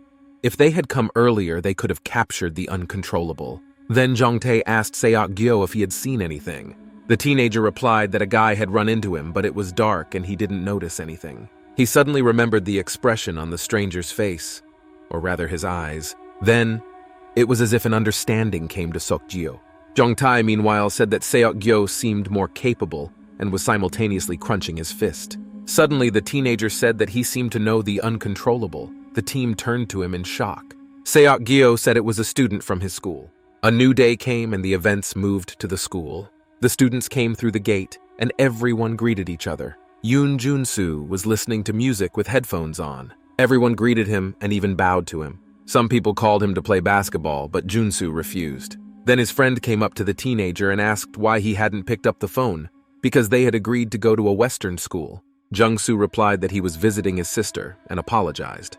Jin-man felt ashamed of this, embarrassed, and asked how his sister was doing. But Yoon-soo just smiled and said that she had been discharged a month ago. Then Jin-man changed the subject to a Western school and said that he had heard that students there were extorting money from junior high school students. Jun-soo didn't say anything to that and just opened the creaking wardrobe. After that, he let out a short word, funny. Jin-man looked at his friend's closet to see what he had that was so funny. Then, Jung-soo turned to a classmate and asked if he could help him. Meanwhile, Seok-gyo stood on the roof of the school. It was clear that the guy was very upset about something and was deep in thought. He recalled a conversation with a team that wanted to cover an uncontrollable from their school. Seok-gyo was against it. Jong-hye then explained that the killer was called the Field Mouse because he had played such a joke on 11 teenagers over the past 3 weeks. She added that because Seok-gyo had noticed him, he was in danger, so it was worth taking the first step. He couldn't make up his mind, but so he was still at school. He turned to leave because he could not allow another tragedy to happen. Suddenly, on the way out, he met Jung-soo. The guy was friendly and said that he was hoping Jong-hae would call him and started looking around. Then, Jung-soo threw the note they left him and asked why they didn't stick his head in instead, because that was their job. Seok-gyo was outraged and said that he hadn't done anything like that, and then added that he just wanted to talk and that no one knew he was here. Jung-soo agreed to talk, but Seok-gyo was fidgeting and couldn't get started. Then he said that he had heard what happened to his sister last year. A video popped up in the boys' minds of Jun-soo's sister crying and calling her brother for help. In that video, boys from the school brutally abused an innocent girl, which is why her sister was still in the hospital. After that, Seok-gyo asked about the corpse they found in the toilet, because it looked like it was one of those guys. The teenager began to talk about the possibility that Jun-soo may have ordered those boys to do this and wanted revenge. After he said that, Jung-soo's teeth began to chatter, and he asked if Seok-gyo was just joking. And then, the guy regained his composure and said that non-humans could not have family or friends at all. He just wanted to kill the guy, that's all. Then, Jun-soo looked at Seok-gyo. The boy's eyes turned yellow and his teeth were chattering. He explained that the guy was just pissing him off and that he had skinned him for fun. Seok-gyo could not believe what he was hearing because the teenager had broken the rules. Junsu started acting very strange and saying that as a human, he couldn't finish off that guy, even though he really wanted to. But when he became a superhuman, he lost his mind. He said that he had no sense of guilt or conscience, even though it was completely wrong. Seok-gyo then replied that they were not to blame. He started shouting and saying that they were infected with some kind of virus. Seok-gyo yelled at Jung-soo to stop killing people because he was putting them all in danger, but the guy was very calm. He said that the organization would not let him live even if he stopped, but Seok-gyo assured him that he would help Jun-soo and that no one would refuse him to join them. Unfortunately, Jung-soo had other plans and interrupted Seok-gyo, saying that he would think about it later. Meanwhile, the bell rang. Seok-gyo and Jung-hye were sitting at their desks discussing the situation with Jung-soo. The boy tried to tell him that his classmate was not harmful, but the girl got angry at this conversation because she had more radical views. Seok-gyo said that he was glad that everything was resolved with words rather than violence. Suddenly, the TV in the classroom turned on. Everyone was shocked by the surprise. The picture began to appear and someone's hand became visible. It turned out to be Jun-soo. He said that he was even a little embarrassed because it was his first time doing this. It turned out that he was not alone but with Jin Man, who was completely bandaged. Teenagers reacted differently, but most were outraged. Jung-soo said that he had thought about their conversation on the roof. After a short pause, the guy said that his answer was negative, and then he untied his classmate's mouth. Jin-man started swearing and saying that he was only asked to hold the bag. Meanwhile, Jung-soo was unscrewing the water bottle. The hostages were spinning around and trying to get out. Then, Jung-soo looked at the camera. His teeth became sharp, and he asked if this was the right argument for them. After that, he poured water into Jin-man's throat, and blood immediately flowed from his mouth. The teenager resisted but still swallowed the water. Then he coughed loudly. Jin-man yelled at Jun-soo and asked him what kind of disgusting thing he had slipped him. After that, the guy started to shake and bleed more. And then, one of his cheeks began to be covered with blisters, like bubbles. Something abnormal was happening to the guy. He seemed to be turning into a monster. Suddenly, Jin-man started vomiting blood just like Yo-young. The teenagers in the class saw all this and were outraged. Suddenly, someone slammed the table so hard that it broke. It was Jung-hye who swore and called Jung-soo a rat. Meanwhile, Jin-man was feeling worse and worse. It seems that Jung-soo had poured him contaminated water, so he knew where the source of the infection was. Jung-hye abruptly ran out of the classroom. She turned on the earpiece in her ear. Jong-tae was on the other end, and the girl called him immediately. The guy was at the factory. Jung-hye explained what had happened at the school and ordered him to come to them immediately and get people out of the building. The guy didn't understand, so Jung-hye called the code, "We are all in the room." We had to act immediately, so without thinking, the girl broke the window and flew out of it. It was quite high up and was flying straight down head first. Suddenly, a paw came out of its back. This third hand clung to the pipe. Jung-hye safely descended to the ground like a spy. And then she landed loudly on the ground, surprising the school children nearby. One of them even asked if she had jumped off the top, but Jung-hye was heading for the door. She ran back into the school and headed for the crowd that had gathered at the door. The teacher pulled the handle and ordered the door to be opened for him. Suddenly, someone grabbed him by the collar, and then he threw it like a cat at school children. It was Jung-hye, and she kicked the door to the office. There was Jin Man, still vomiting and shaking, and a body lying next to him. The girl quickly broke the camera first thing so that no one would see what would happen next. She thought that Jun-soo had attracted too much attention and should immediately erase the recording. Then, others entered the classroom. They saw several students scattered around the room and began to get indignant. The teacher approached one of the children and told them that the joke was not funny and they had to get up. Jung-hye was furious because these people were interfering with them and witnessing them. Suddenly, one of the students pointed her finger at something and shook with fear. In front of them was the monster Jin-man had turned into. 2 more mouths with big tongues appeared in his head. Suddenly, his head separated from his body, breaking through the skin. Jung-hye couldn't believe what she was seeing. Had Jin-man become uncontrollable because of the water, since it takes at least a week to become infected? The teacher saw this and panicked. The 2 students in front of him also began to turn into monsters. One of them shouted about his hunger and grabbed the teacher's head. After that, the student began to devour his teacher. Others saw this and started running away in fear. Suddenly, the door slammed loudly in front of them. It was Jung-hye. She threw the camera tripod, which closed the door. The students tried to open them and did not understand what was happening. But Zhang Hie had a lot of strength, so the teenagers failed, even though one of them tried hard. Suddenly, he just fell to the floor. It turned out that there was a monster behind him who wanted to eat him. A second later, the schoolboy was gone, grabbed by an uncontrollable man. Zhang Hie was watching and was furious. She realized that she had no choice, so she began to undress and took off her shirt, leaving her in her underwear. Paws began to come out of her back, and Zhang Hie was transformed. They grew sharply and made the sound of bones breaking. It wasn't the best, but it was epic. On the tip of each paw was a black claw that looked like it had poison. In a few seconds, Zhang Hie completely transformed into a superhuman and looked simply beautiful. Meanwhile, the events moved to a scientific laboratory. Zhang Tai was coming out of there with his partners and talking to someone on the phone. Someone put fire to the fire indicator. The events moved back to the school. Suddenly, a siren sounded, announcing the evacuation.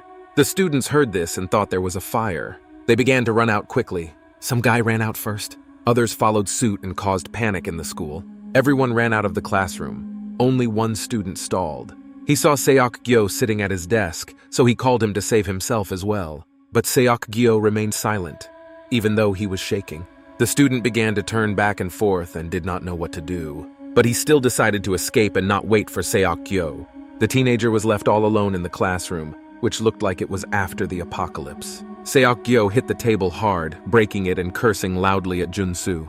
The teenager's face became like a monster. He was transformed by anger. Meanwhile, the events moved to the basement of the school. Junsu was pouring some water into the tanks. A man, probably a guard, was lying near the empty water canisters. Frightened school children were tied up next to him. Junsu was calm and did his job. He jumped to the floor with the hostages behind him. One of them called him. The guy was shaking and asked if Jungsu could let them go, and another added that they were friends.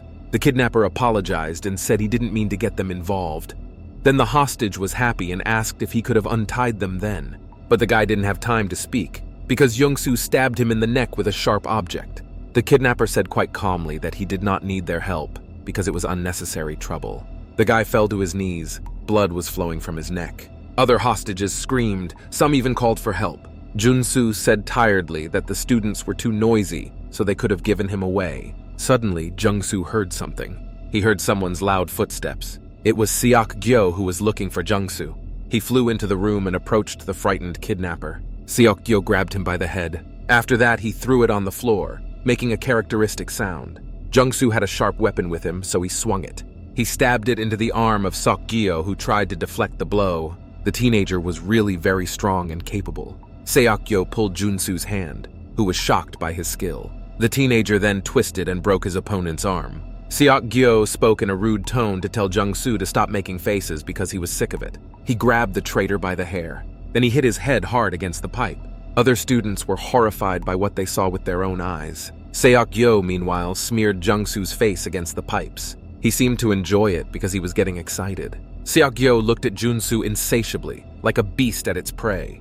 The traitor said that he was in great pain and something started to come out of his neck. Suddenly, Jungsu's spine flew by Seok Gyo's neck. He grabbed his neck and let go of the teenager. Junsu stood up, two spines sticking out of his neck, and said that he was waiting for the boy later. Seok Gyo yelled at him that he could have just run away and not organized this concert. Jungsu said that he didn't want to do it himself, but an order was an order. He said that the third water tank was connected to the irrigation system on the site where the students were taken during the evacuation. Seok Gyo couldn't believe his ears. He looked at the empty bottles and realized that Jungsu wanted to infect the entire school. The guy pressed a button in his hand and said how funny it would be when everyone turned into a defective.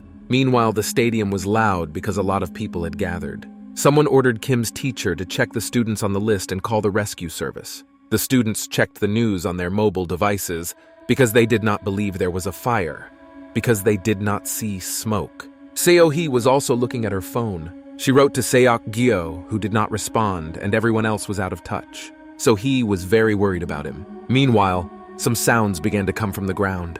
One of the students said that the irrigation system had turned on. The students began to move away to avoid getting wet, but the water had already started dripping. They were all in danger. Meanwhile, in the basement, Jungsu tells Seok Gyo that their organization can't handle everything, so he advises her to just enjoy herself. This made Seok Gyo even angrier. His eyes were full of rage. The guy provoked Junsu by asking if he could fly him to the airport for the transformation, so he started doing it, even though he hadn't planned to. More vertebrae flew out of the guy's neck. Junsu turned into a real monster with strange hands and apologized to Seok-gyo, saying that he had to finish the job to the end. But the teenager was ready for battle, so he wanted to transform himself. His hand began to pulse and transform into a monster's paw. Suddenly she was shaking, and then she became completely normal, as if the transformation had gone in the opposite direction. Seok-gyo could not understand what was going on, but Jungsu did not wait and launched his paws from the spine into the enemy. Seok-gyo managed to dodge it. The guy said that Seok-gyo was not distracted, otherwise he was too self-confident. The students, meanwhile, could not survive such fear, so they began to run away from the basement screaming. Junsu instantly reacted and put his paws into them. He managed to hit one of the boys and his spine went through his classmate. He apologized and commented that the students had to stay put because Junsu was dying of hunger. And then he said that they wouldn't listen to him anyway, so he offered to finish with them right away, to which the students begged for mercy. Suddenly, Junsu's head pulled to the side because someone pulled on one of his paws. It was Seok-gyo, who managed to distract the monster with his strong, pumped-up arms. After that, he ordered the students to flee immediately. They were scared, so they stalled a bit. But then, they immediately started running away as fast as they could. Jungsu was furious, so he had no choice but to attack Seok-gyo. His sharp hand swung at the boy, but he dodged, so only the pipe was damaged. Seok-gyo started running away to hide somewhere. He ducked between the pipes and hit the wall. The boy made it in time, because Junsu almost didn't hurt him with his sharp spines and paws. The monster found Seok-gyo and asked him if he had tried to run away from him, but the teenager decided not to answer and just ran away. Seok-gyo looked around. He had to quickly figure out how to escape, because his strength was not working. He saw two pipes in front of him, one with hot air and one with steam. Seok-gyo had a plan in his head, so he quickly ran to the pipes. Meanwhile, Jungsu was catching up with him, and the monster's head was about to overtake the boy. The monster opened its mouth and bit, not Seok-gyo, but the pipe. After that, water immediately poured in. The teenager's plan worked. Boiling water was coming through the pipe, so Junsu's mouth and face were burned and the monster screamed in pain. He wanted to see his offender, but could not because of the thick steam. Suddenly, Jungsu noticed something.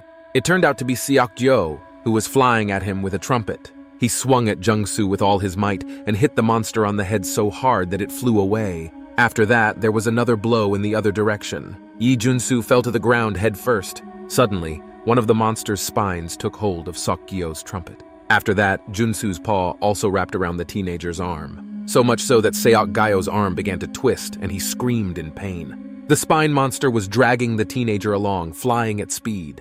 As Seok-gyo approached the wall, he realized that the collision was not transitory.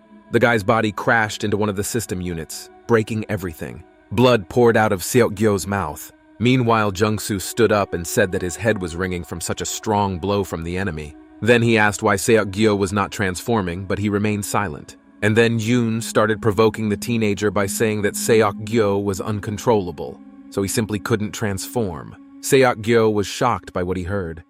Junsu added that if the uncontrollable got too excited, the transformation would disappear, which is probably why the teenager doesn't look like a superhuman. Jungsu then threw his spine paw at Seok-gyo. It flew as fast as possible, and its end was very sharp. Seok-gyo managed to react and hid behind the tin as a shield. But the end was too sharp, so he was able to cut through the defense. Seok-gyo dodged this time too, so he was not hurt, but another ridge was flying overhead. The teenager did not see this, so he cut the boy's back, and his mouth started bleeding again. The guy was all writhing from the pain he felt as a simple human being. Meanwhile, on the field, the irrigation system began spraying the crowd. A second later, they stopped watering. The students did not understand this and thought they had broken down. Meanwhile, rescuers arrived at the school. The students were surprised at how quickly they arrived. The firefighters approached Kim's teacher and asked where the fire was, to which they received a very intermittent response that it was most likely a false alarm. But the teacher was not sure, so the firefighter decided to inspect the school anyway. Kim's teacher was very nervous, so he refused to let the rescuers enter the school. Still, the head teacher agreed, so he ordered everyone to leave the school grounds. The students began to calmly leave, not feeling threatened. Meanwhile, the events moved to the laboratory. A guy who was a security guard was sitting at a table with several devices. Then he grabbed for the radio. The guy introduced himself as Monster Clark and was asked how things were going. The guy replied that he had managed to shut off the water and also hacked the system, so there would be no connection for a while. Jong Tai was on the other end, saying that their cleanup team was almost done. He also added that he wanted Clark to check the basement because Seok Gyo might be there. Clark praised him for his good work. Jong Tae couldn't disagree more. He looked at the scene and said that Jung-soo could have thought of them because every time they cleaned up the same scenario. Meanwhile, Jong-hee was eating candy bars. Jong Tae saw this and was surprised. But it is not clear whether it was hunger or because the girl was wearing only her underwear. The guy yelled at her and said that she should be ashamed to sit like that in front of everyone. He added that because of him and Nuna, he didn't like girls at all, to which he received a middle finger in response. Jong Tae wished that Jung Hae's teeth would fall out for such gratitude. After that, the guy threw the girl some clothes and told her to put them on. Jong Tae noticed that one of the defective ones was still moving and asked what had happened because the unruly ones never walked. Suddenly, a water bottle flew into his hands. Jong Hye explained that a field mouse had given everyone a drink of it, and almost at that second they turned into defective people. Jong Tae couldn't believe his ears as the incubation period continued on Sunday. He shouted that they had to find out what kind of water it was. Meanwhile, Jong Hye got dressed, and it didn't save the situation much. She said that someone was definitely involved in this case. Meanwhile, things were not going well for Seok Gyo. Junsu was putting his paws on the boys' spines. Unfortunately, Seok Gyo did not have time to dodge them all, although his body regenerated immediately. Junsu noticed and was surprised, commenting that Seok Gyo should have died of starvation long ago and that his regeneration was too fast. And then he added that the teenager was uncontrollable. After that, Jungsu began to turn back, saying that he wanted to live after all. His body was falling into place and it didn't look good. Seok Gyo could barely breathe and looked even worse. Jungsu suggested that they work together, saying that it was easier to leave family and friends behind because it was impossible to keep them. Seok Gyo yelled at him in anger and said that he would be cured. He was furious, his eyes yellowed and his teeth bared. Suddenly, footsteps were heard in the room. The stranger commented that the task was a failure.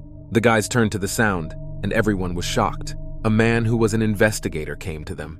He said that he had given them water to test, but Junsu had ruined it. And then he asked me what the video was for and why he hadn't already run an ad calling Junsu names. The guy tried to make a joke.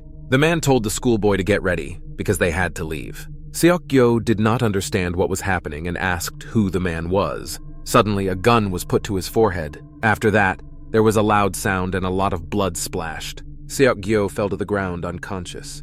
The man told Jungsu that he had taught him that killing superhumans was wrong, because you would repeat their fate. After that, he just walked away calmly, as if it were a normal thing. Junsu stood there looking at his classmate.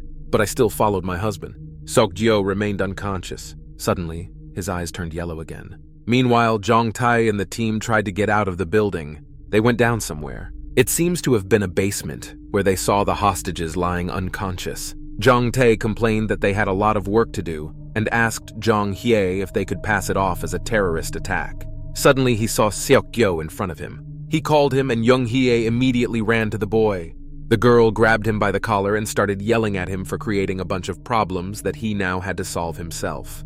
But the teenager abruptly pulled out of her arms, hitting her loudly. He straightened his collar and said that he had already run and fallen. Seok Gyo said that thanks to him, they were able to get through the school easily, because after school he would have run off in an unknown direction, so they should be grateful. After that, he called the girl a white-haired woman and told her to bite her tongue, which made her very angry. Jong Tae tried to resolve the situation somehow, so he hugged Seok Gyo and patted him on the shoulder. But the guy was confused by the way he called him, so he asked him again. Jung Tae and Jung Hae did not understand what was happening. Seok Gyo asked why they called him by that name. After that, the guy began to lose consciousness.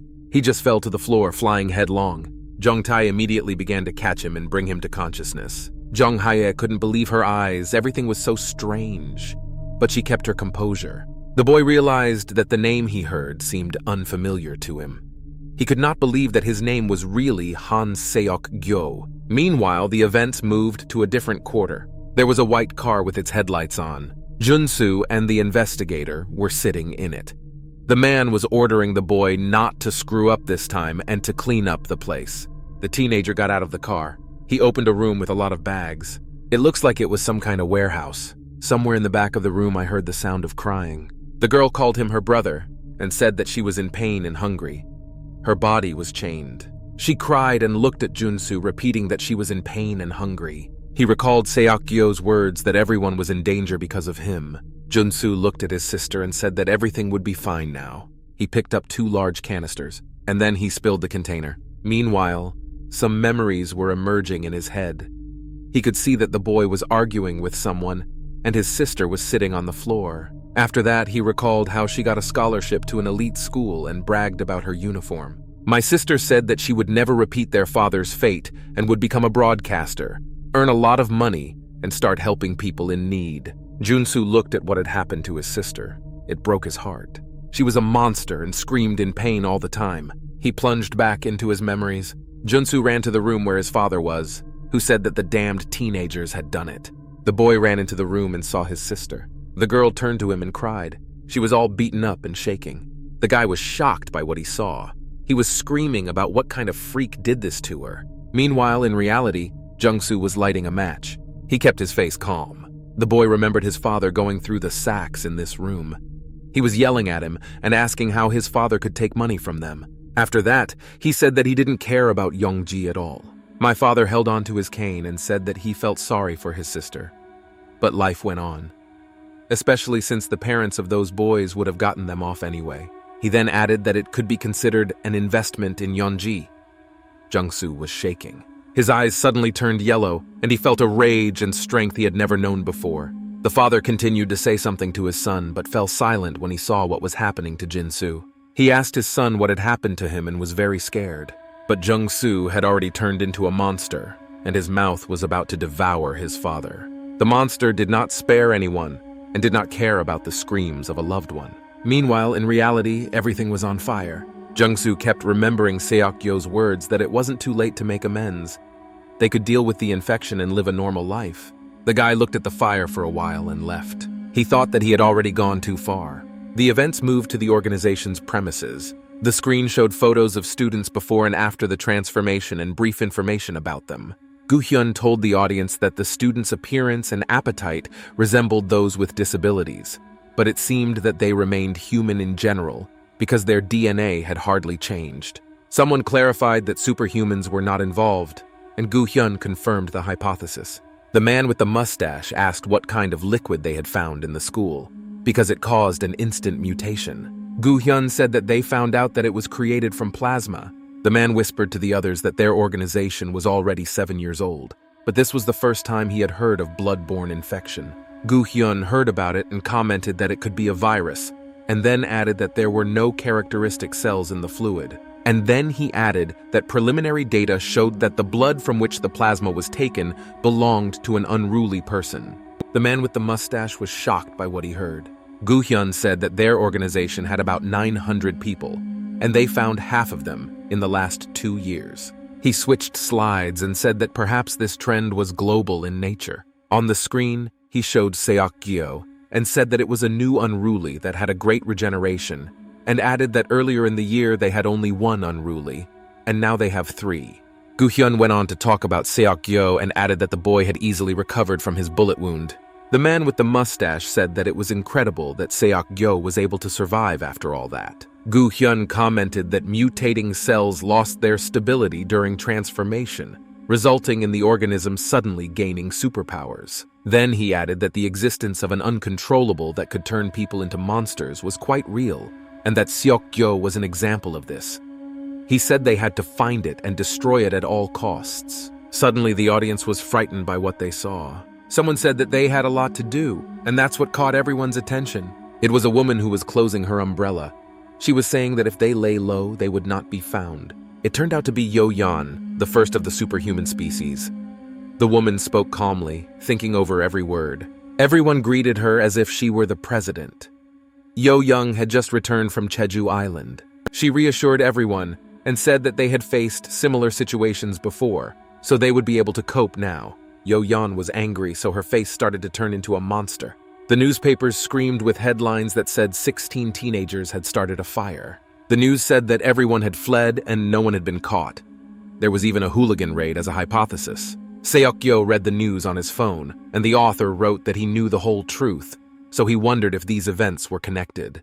Due to the repairs, the school was closed for 2 Sundays. Suddenly, someone said that 2 Americanos were ready. Seok-gyo put down the phone and looked at Seo-hee. The girl looked very upset because she felt unwanted. The guy noticed this, so he apologized to her and offered to go out together because he had been given money. Seo-hee started to squirm, and Seok-gyo tried to persuade her when suddenly his phone started ringing loudly. It was Jong-hye. The guy thought she knew how to break a buzz.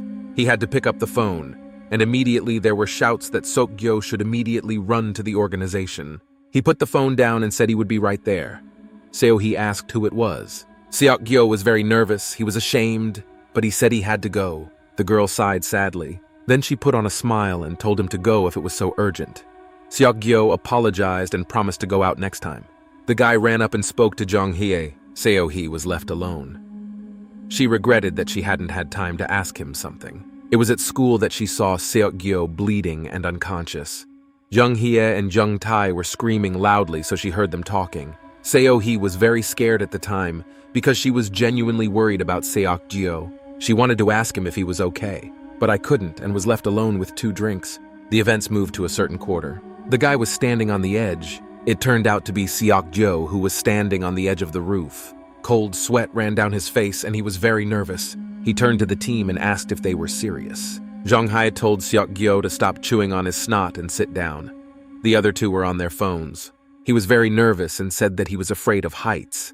Then Jong-hye started threatening him with the subway. Seok-gyo agreed to come over. He looked down and tried to overcome his fear. 5 hours earlier, they all came to Gu-hyun's house. He had to solve the problem of the teenager's inability to transform. Seok-gyo stood in a stupor and did not know what to do. He said that there was no way he could do that. Gu-hyun said that they've had so many problems lately that it would have been easier to just kill Seok-gyo. Jong-tae was outraged and said that he could have said that in front of the boy. Then Gu-hyun stood up and reached for the knife behind his back.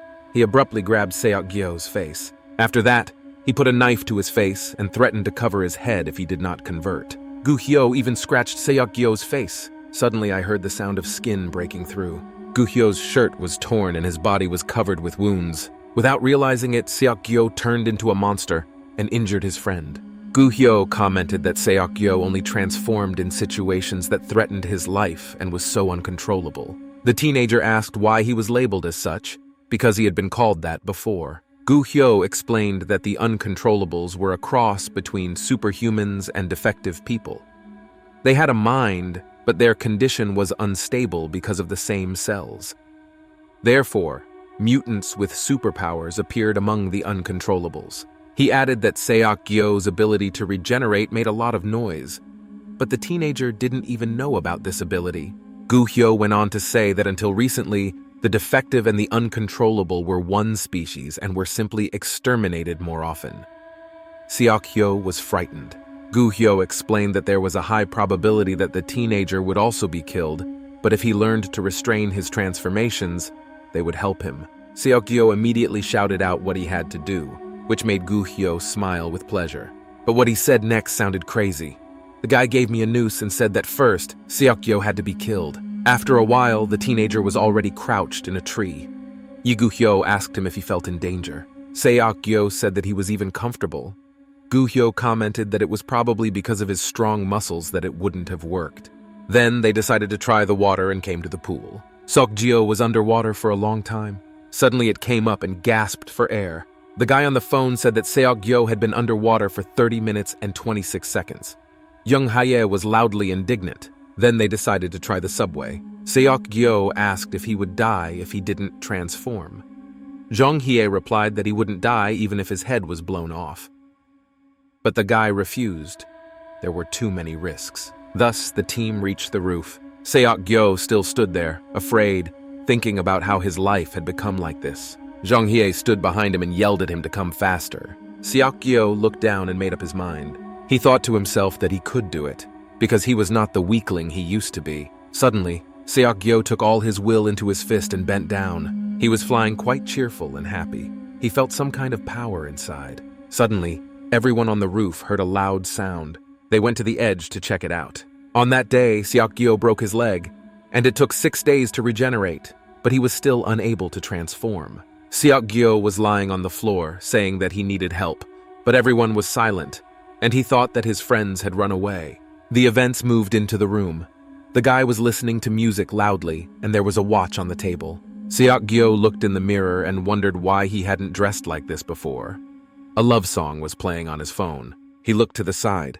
I wanted to see the watch with precious stones that Seo-hee bought. Last week, he received a considerable amount of money from the association. The guy picked up the watch and thought that nothing warmed his soul like cash. Seok-gyo thought that he also needed a reward. He deserved it. A dog with a leash in its teeth was sitting next to him.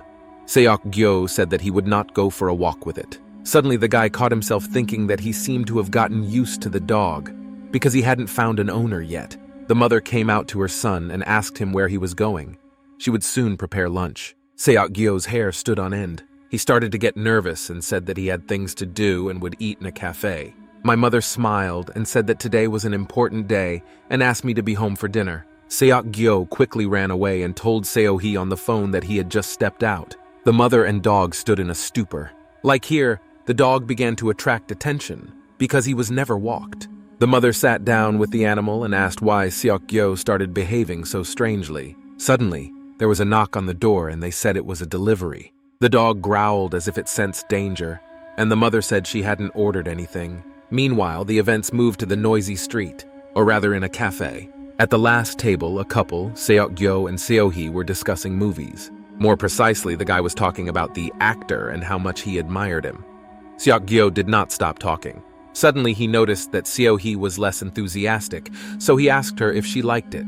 But the girl said she really liked it, and Seok-gyo noticed that she didn't say a word after watching it. Then he asked where she wanted to have dinner and picked up his phone. Suddenly, Seo-hee turned to the boy, and then all his good mood disappeared, because the girl said she had seen him at school. She told me what she saw, and then added that after that, Seok-gyo also injured his leg and they didn't see each other on Sunday. After that, the girl asked if the guy was okay and asked if he had been involved in anything. Seok-gyo started to get nervous, but he came up with an excuse that he had just fallen down the stairs and blacked out, adding that it was nothing. But the girl didn't think it was a trifle. Seok-gyo decided to quickly change the subject and said that he had bought her a gift because the Doraemon watch was a bit plain. He pulled out his gift and handed it to the girl, so he became sad and silent. He reached for her hand and offered to put them on, but the girl quickly took her hand away and said she liked these. Seok-gyo's eyes went to his forehead because Seo-hee said she couldn't accept such an expensive gift. Then, the teenager became angrier and asked why she was carrying around this poor watch. Seo-hee didn't understand what was happening and said that her friend seemed to have been replaced recently. He had changed a lot. Suddenly, Seok-gyo started shouting and asked why he had to report everything because they were having a good time. He asked her what else she needed. Seo-hee completely changed her tone and said that she was just worried about the guy. After that, Seok-gyo slammed his hands on the table and said that she would not help him. Everyone in the cafe turned to them in horror. So he did not know where to go. She was ashamed. She forced a smile and apologized for meddling in her own business, but tears welled up in her eyes. Seok-gyo looked at her silently. Then he abruptly stood up and said that he had lost his appetite, so he was leaving. The guy just walked out without waiting for Seo-hee's answer. He walked menacingly out into the street. Seok-gyo thought about how she didn't know how strong the boy was and had no idea how hard it was for him. He remembered the girl's look and wondered why she was looking at him like that. Just looking at her made my heart scratch. Seok-gyo sat down on the floor and realized that he was wrong, so he should apologize. Suddenly, he received a message from his mother. It was at that moment that their normal life came to an end. In the message, their mother asked them to come home as soon as possible. I received a photo on my phone where the boy's parents were being held hostage, and a knife was held to his father's throat. Seok-gyo couldn't believe what he was seeing, and shivers ran down his spine. The kidnapper wrote that their patience was running out. Seok-gyo immediately ran and quickly dialed someone on the phone, but my father did not pick up the phone. The boy thought about why they had put the bags on his parents. It could have been a trap. But Seok-gyo rejected the idea because the couch had old scratches and the clothes were from earlier in the day. The guy decided that he had to hurry up and get out of there as soon as possible. He ran so fast that he didn't even look around. Seok-gyo did not notice the motorcyclist who almost hit him. Still, the accident was bound to happen. A pedestrian collided with a motorcyclist. The man immediately started shouting at the boy and saying that he had broken his bike because of him, so Seok-gyo had to pay him back. But the teenager remained silent and only looked at the vehicle while the man yelled at him. A few seconds later, Seok-gyo was already riding a motorcycle. He prayed in his head that his parents would be okay. Very soon, the guy finally made it home. He pulled into the parking lot to park his new vehicle. There was a black car behind Seok-gyo. The detective and his partner were sitting in the car. The man said that his partner had not slept because Seok-gyo had appeared. His assistant was really asleep and did not want to wake up. Meanwhile, the guy was taking the elevator upstairs. Suddenly, someone called him by name. It turned out to be a detective and his partner. The man said they hadn't seen each other for a long time. Memories of when he was in the hospital surfaced in Seok-gyo's mind. The detective said he had a few questions for the guy. The teenager said that he was very busy and could talk later. But his partner did not give up easily and hinted that the teenager was lying, because when the massacre began at the school, only the boy survived. The man reached out to Seok-gyo, but he shoved him away and yelled that he said he was busy. Suddenly, he got a call on his phone. He picked up his cell phone and saw that his mother had called him. The guy immediately picked up the phone. His partner was outraged by this fact. Seok-gyo was very worried and asked how his mother was, but in response, he received silence. Suddenly, the other end of the phone said that the guy had to deal with this tale. The teenager had many questions, but the caller simply hung up. Detective Seok asked what happened to his parents. The guy was already furious, turned to the investigators, and thought that they wanted to kill him. Suddenly, Seok-gyo's eyes turned yellow. His body tensed. He felt that he was beginning to transform. Then my partner turned to the detective. The men were scared and did not understand what was happening in the room. Suddenly, Seok-gyo put out his long arm. He punched his partner in the stomach at high speed, causing him to bounce to the floor. The guy stood there and silently watched the man coughing. The detective sensed danger and took the gun into his hands. But a second later, there was no one in front of him. He was very surprised. Suddenly, Seok-gyo struck the man's neck. The detective got all twisted up and asked who the guy was. Seok-gyo said that they were also in danger, so it was better for them to run away somewhere. Meanwhile, someone was already taking the elevator to his floor. It turned out that it was Seok-gyo. He nervously looked at his phone and thought about calling for help. But then he remembered a conversation with Kim Philip, who said that all witnesses would be destroyed. Then he put the idea out of his mind because he realized that if his parents saw his transformation, they would kill him. Meanwhile, Seok-gyo had already reached the 10th floor. The teenager opened the door to his apartment, and it creaked. On the floor, he saw black footprints of someone else's shoes. The apartment was all smashed up, and he could hear someone watching TV from his room. Then Seok-gyo tried to get into the apartment very quietly. The guy walked into the living room and saw a party. His eyes widened sharply. There were several young men in his apartment drinking alcohol and smoking. On the floor, he saw people with bags on their heads. A guy with blonde hair was excited when he saw the name. He commented that he thought Seok-gyo would be taller, but the teenager did not pay attention and simply headed to his parents. He roughly pushed aside one of the men who was blocking his way. Seok-gyo pushed him so hard that he fell to the ground. The guy immediately started tearing the package on the hostages. Unfortunately, he saw something he regretted. His mother was crying under the package. Seok-gyo immediately rescued both of his parents and asked if they were okay. The father said that he did not know what was happening here, but it was better for his son to run away. Seok-gyo was furious. He quickly pulled himself together because he didn't want his parents to see his transformation. The guy said that everything would be fine and that he would think of something. Suddenly, someone hit Seok-gyo on the head with a bat. My mother saw this and screamed. Then a man with red hair grabbed my parents and told them to be quiet. It turned out that the guy had been attacked by a blonde man who laughed and said that everything would be fine. He beat Seok-gyo and said that he was a monster. The robber swung his bat again, but Seok-gyo grabbed his bat with his own hand. The guy started to get up. The teenager asked them to let his parents go because they had nothing to do with it. The mother called the boy again. She could not stand the sight. The blonde man said that he was in tears and added that Jung-soo was cheating. The guy could not believe what he was hearing. Two men grabbed his arms from behind. Seok-gyo asked if Jung-soo had sent them. The blonde boy said that they were ordered to beat the teenager to death until he transformed and then deliver him to someone. And then he said that if Seok-gyo died, it would be okay. He grabbed the teenager's head and asked him not to die. After that, he drove his knee into the guy's head. The characteristic sounds of bones breaking were heard. The guy's face and mouth were bleeding. Behind Seok-gyo, another bandit swung his bat. After that, he hit the guy hard on the back. Seok-gyo flew to the floor. My parents were screaming and nervous. They were very worried about their son and asked him to be released. Then a man with red hair hit my father in the face to shut him up. Seok-gyo saw this and became very angry. Meanwhile, all the gang members started beating him. The teenager tried to cover himself, but realized that he had to get out somehow. Then, Seok-gyo abruptly grabbed his supervisor's leg. He spun around her and wrapped his arms around her. A guy with white hair screamed like a girl. Seok-gyo grabbed him by the neck and threw him to the floor. Then the teenager pulled a gun from his pocket. He leaned it against the attacker's head and ordered no one to move and to untie the parents. But the offenders did not believe him and laughed at his weapon. Seok-gyo was not laughing. He shouted again to let his parents in, otherwise he would shoot. Then the gang leader said to let his parents go. A man with red hair told them they were joking and let them go. Seok-gyo called his parents over. They were crying, and the mother started to say something. Suddenly there was a distinctive sound, and Seok-gyo's eyes widened dramatically. Her mother started bleeding from her mouth. Several spines of paws cut into her body, thus cutting through her body. The mother fell unconscious to the floor. Seok-gyo looked at this and could not believe his eyes. His face was shocked. It was as if the ground had slipped from under his feet. His parents were lying on the floor. The guy screamed loudly. After that, Seok-gyo abruptly turned into a monster and grabbed his parents. The guy started to turn into a monster. His body became muscular and covered with hair. Seok-gyo quickly stood up.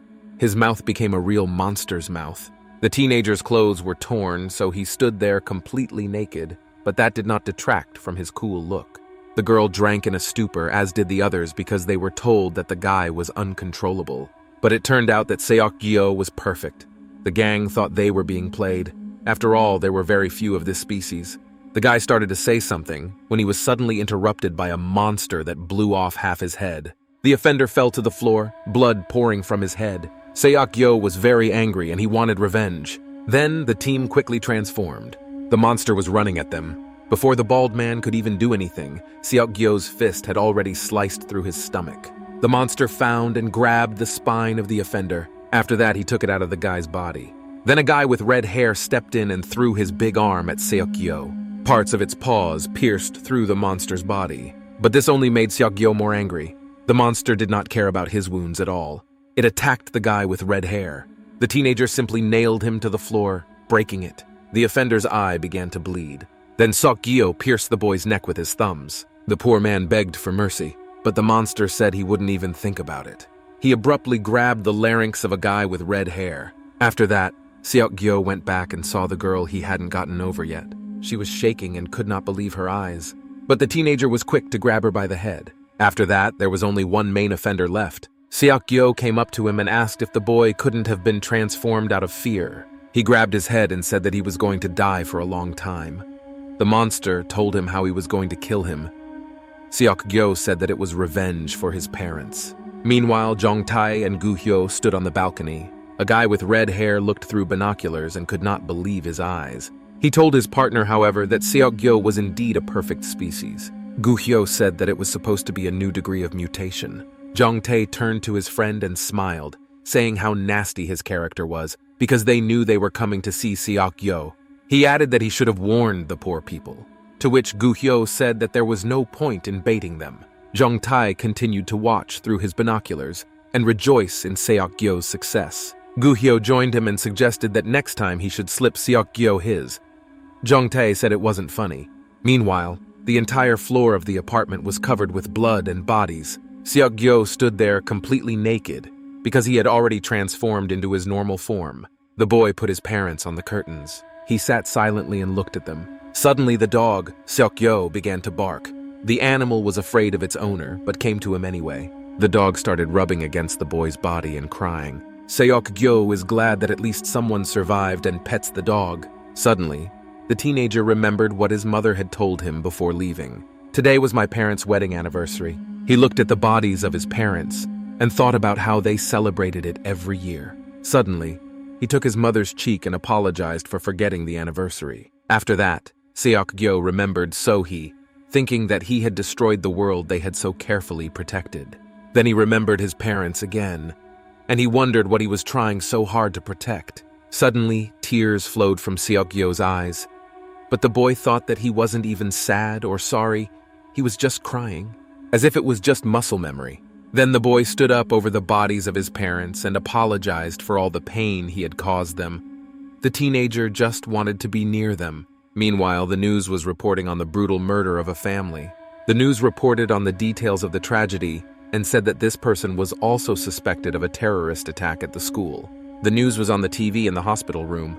His partner jumped up and told the detective that Seok-gyo had killed his parents and fled. The man became more and more indignant. Sometimes the detective was just silent.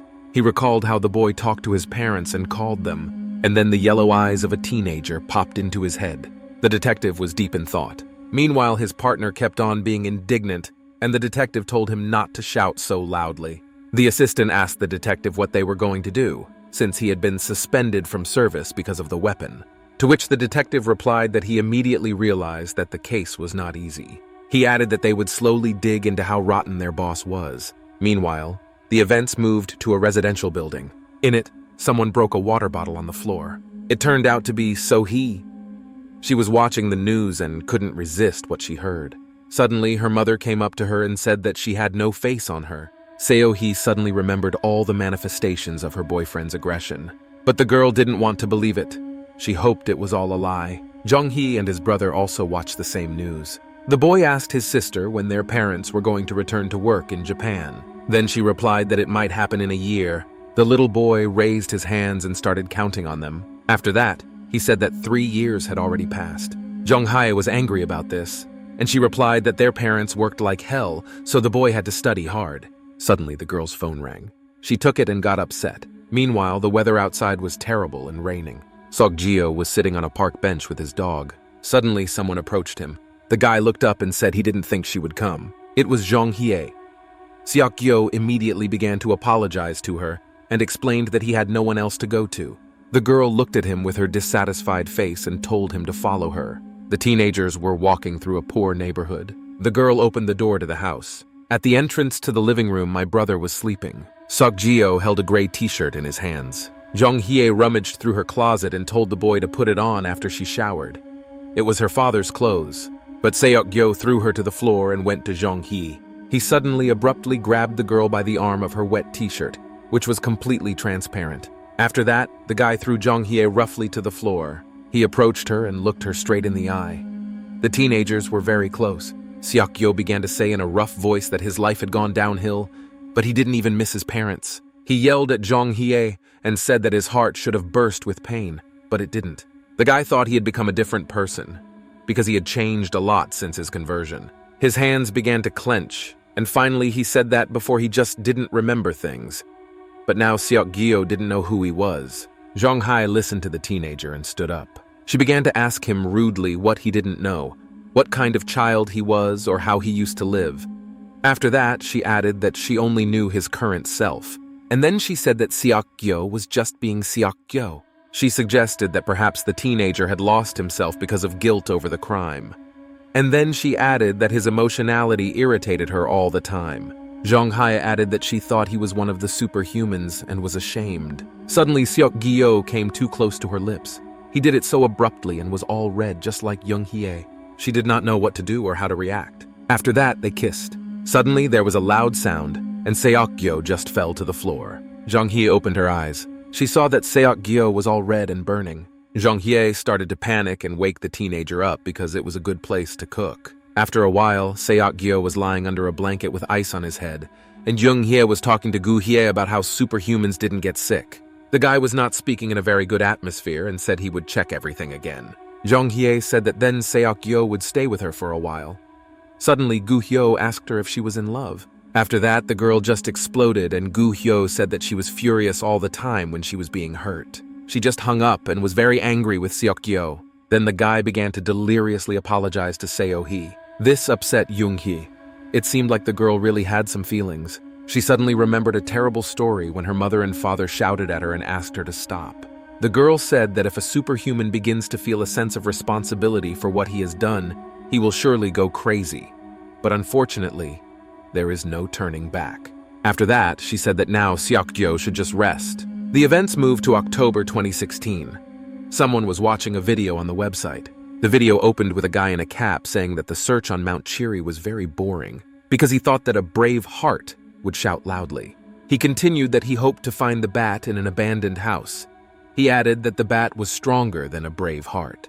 Comments under the video were not very positive. It turned out that it was a live broadcast. The blogger read them and thought that his subscribers were completely naked. He then asked the audience if they knew of any interesting places to go. One commenter said he knew a place like that. It was a religious place with a strange ritual.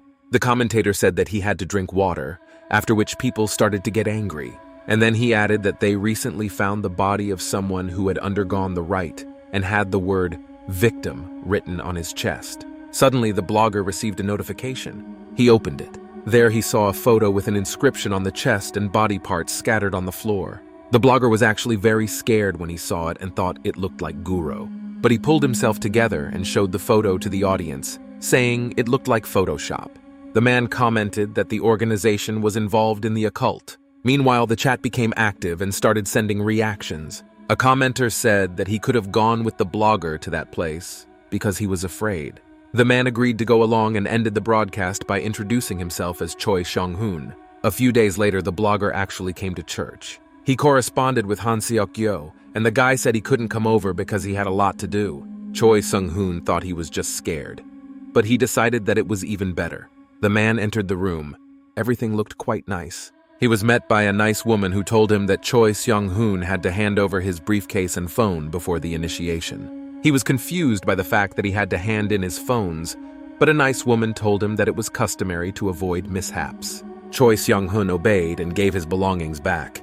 There were a lot of people, all dressed in white robes. The man took out another phone. He deliberately carried a spare phone with him at all times. The ceremony began, and everyone made a lot of noise. There was a mini pool of water in the floor where people dipped. The priest said prayers and initiated the newcomers. The woman said into the microphone that the newly elected should go to the lecture hall. There were bottles of water at the exit. The blogger took one. He bowed and thought that it was something strange and similar to a devil's cult. Choi Seong-hul unscrewed the water bottle and thought he was wasting his time. Suddenly, he remembered that the commentator had mentioned water. It suddenly dawned on him that it was about this water. He thought it had been drugged, so he decided not to drink it. Choi Seong-hul took out his phone to start filming. He decided to film the main faces of the gathering first, and was shocked that even the police chief came to get the evidence. Meanwhile, the lecture began. The blogger was very excited about what the content would do. Suddenly, his phone rang loudly. Meanwhile, something was being drawn on the blackboard. Choi Seong-hul's phone was playing to the entire audience and attracted a lot of attention. The blogger began to panic because he hadn't remembered to put his phone on silent mode. The lecturer asked in a rude and angry voice whose phone it was. He turned to the audience because no one was answering. His eyes suddenly turned yellow. The lecturer turned his head 180 degrees, craned his neck, and asked who had brought the phone. Choi Seong-hul panicked, sweat dripping down his face. The lecturer was approaching the blogger, and everyone else could not believe their eyes. He started to turn into a monster and asked Choi Seong-hul if he was filming. The blogger was just shaking with fear and said that he had just received a phone call. He accepted the challenge by accident. It was Seok-gyo who heard the strange sounds. He heard someone being beaten and broken. Someone was screaming and asking why he was being treated like this, asking them not to bite him. Choi Seong-hul was shaking and holding the phone still. Seok-gyo asked what was going on there and if he was late. Meanwhile, the auditorium was all dark and strange sounds were coming. Choi Seong-hul quickly clicked on the flashlight to see what was happening. Suddenly, a monster appeared in front of him. He attacked the blogger and knocked him to the floor. Its huge, bloody maw devoured the man. The classroom was in chaos. The priest who was giving the lecture was eating someone, and there was blood all over the place. Choi Seong-hul managed to escape and was crawling on the floor. He grabbed his head and trembled with fear. Suddenly, his phone started ringing again. It was Seok-gil who ordered the blogger to get out from under the table. Choi Seong-hul listened to him. Suddenly, something was going to pounce on him. Something landed sharply on the table and broke it in half. Seok-gyo ordered me to duck to the right. The man did just that. Something cut his neck. After that, he was ordered to run quickly straight ahead, and then break down the door and run away. Choi Seong-hul did just that. He was suddenly followed by two monsters who were chasing the man. The lecturer shouted that he would eat the man. Choi Seong-hul was very worried and afraid. Seok-gyo ordered him not to turn around and to go down the stairs on the right. The blogger listened to all the caller's instructions because it was saving his life. Choi Seong-hul was being chased by the lecturer. He was about to get the blogger but only cut his collar. Choi Seong-hul ran fast, his fear giving him strength. Seok-gyo ordered me to run to the women's restroom. The blogger quickly opened the door, the monster lagging behind him, but the window was closed in front of him. Choi Seong-hul stood in a stupor. He was trembling and praying for salvation. Meanwhile, a monster was approaching the restroom. He started scratching at the glass on the door. Suddenly, the glass broke. The monster lecturer entered the room and shouted about his hunger. Choi Seong-hul then thought that he was finished. Suddenly, someone gave the command to lie down. After that, the window broke and a guy flew into the room. The blogger was shocked but lying on the floor. The savior flew straight into the monster. He stabbed him in the head with a knife, and the monster fell to the floor. After that, the guy pulled out a knife. He stood next to the monster and shook his head. It was Seok-gyo. He turned to the blogger and asked if he was okay. He then asked if he was late. Choi Seong-hul's tongue was numb. Seok-gyo didn't wait for an answer and left, ordering us to stay put and not go anywhere. The teenager said he would come back as soon as he cleaned up. Strange and terrible sounds of struggle were heard from the corridor. That was Seok-gyo fighting a monster. The boy fought with only a sword. Behind him, another monster was attacking. Suddenly, something flew over his head, but the teenager ducked. He pulled the thread over his hands. After that, the boy ran to the monster. He pushed off the wall so hard that it cracked. Seok-gyo flew over the monster's head so that it didn't have time to harm him, but only punched the wall. This made him very angry. Suddenly, Seok-gyo tightened the rope around the monster's neck, which he had tied earlier. The teenager watched with a cold look as the monster's body stopped breathing. After that, the rope cut through his neck and slipped out of his body. The monster fell to the ground. Immediately after that, another uncontrollable one with a mouth instead of a head screamed. Seok-gyo heard this and calmly turned toward the sound. He took a sword out of his briefcase. Then he ran to fight the monster. The teenager easily and maneuverably slipped under the monster, and he cut his body with his sword.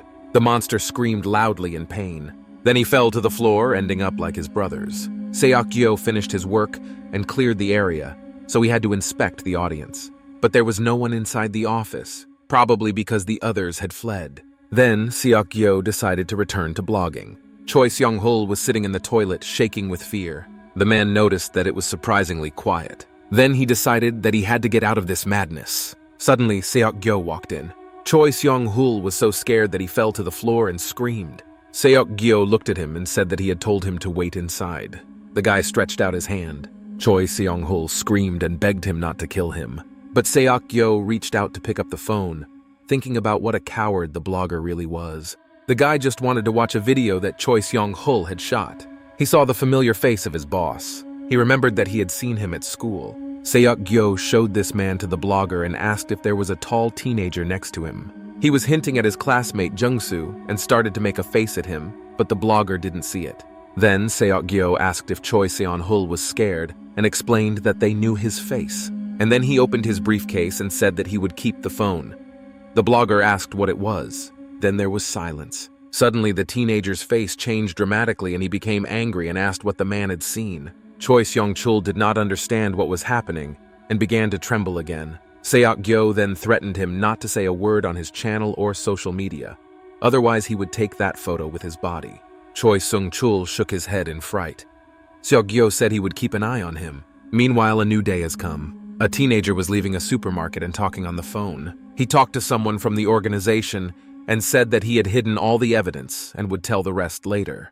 The teenager remembered that frightened blogger and wondered if he had overreacted. But it was better than being caught by the organization and dying. Seok-gyo thought that if the association found out that the teenager had saved his life, they would have a lot of problems. And then he ran away abruptly because he realized he was late. The boy ran to a nice pink house. He started slicing tofu, just like his mother. After that, he approached the wicker and tasted his dish. And then he set the table and invited the others to eat. Jong-hye's brother was very happy and said that with the arrival of Seok-gyo, they had a lot of food. He recalled how Jong-hye used to yell at him to cook if he didn't bring money. But Yoongi didn't know this, and he was eating the soup on both cheeks. Jong-hye scolded him and told him to eat in silence, and even Seok-gyo was scared. She began to educate her brother and said that she taught him not to speak with his mouth full and not to smack. Seok-gyo didn't know that Young Hae was so grumpy. After the meal, the girl said she would wash the dishes herself and ordered them to stay at home because it was dangerous to go out during the day. Seok-gyo was led by Jung Hye and Jung Gi. 3 months have passed since his parents were killed.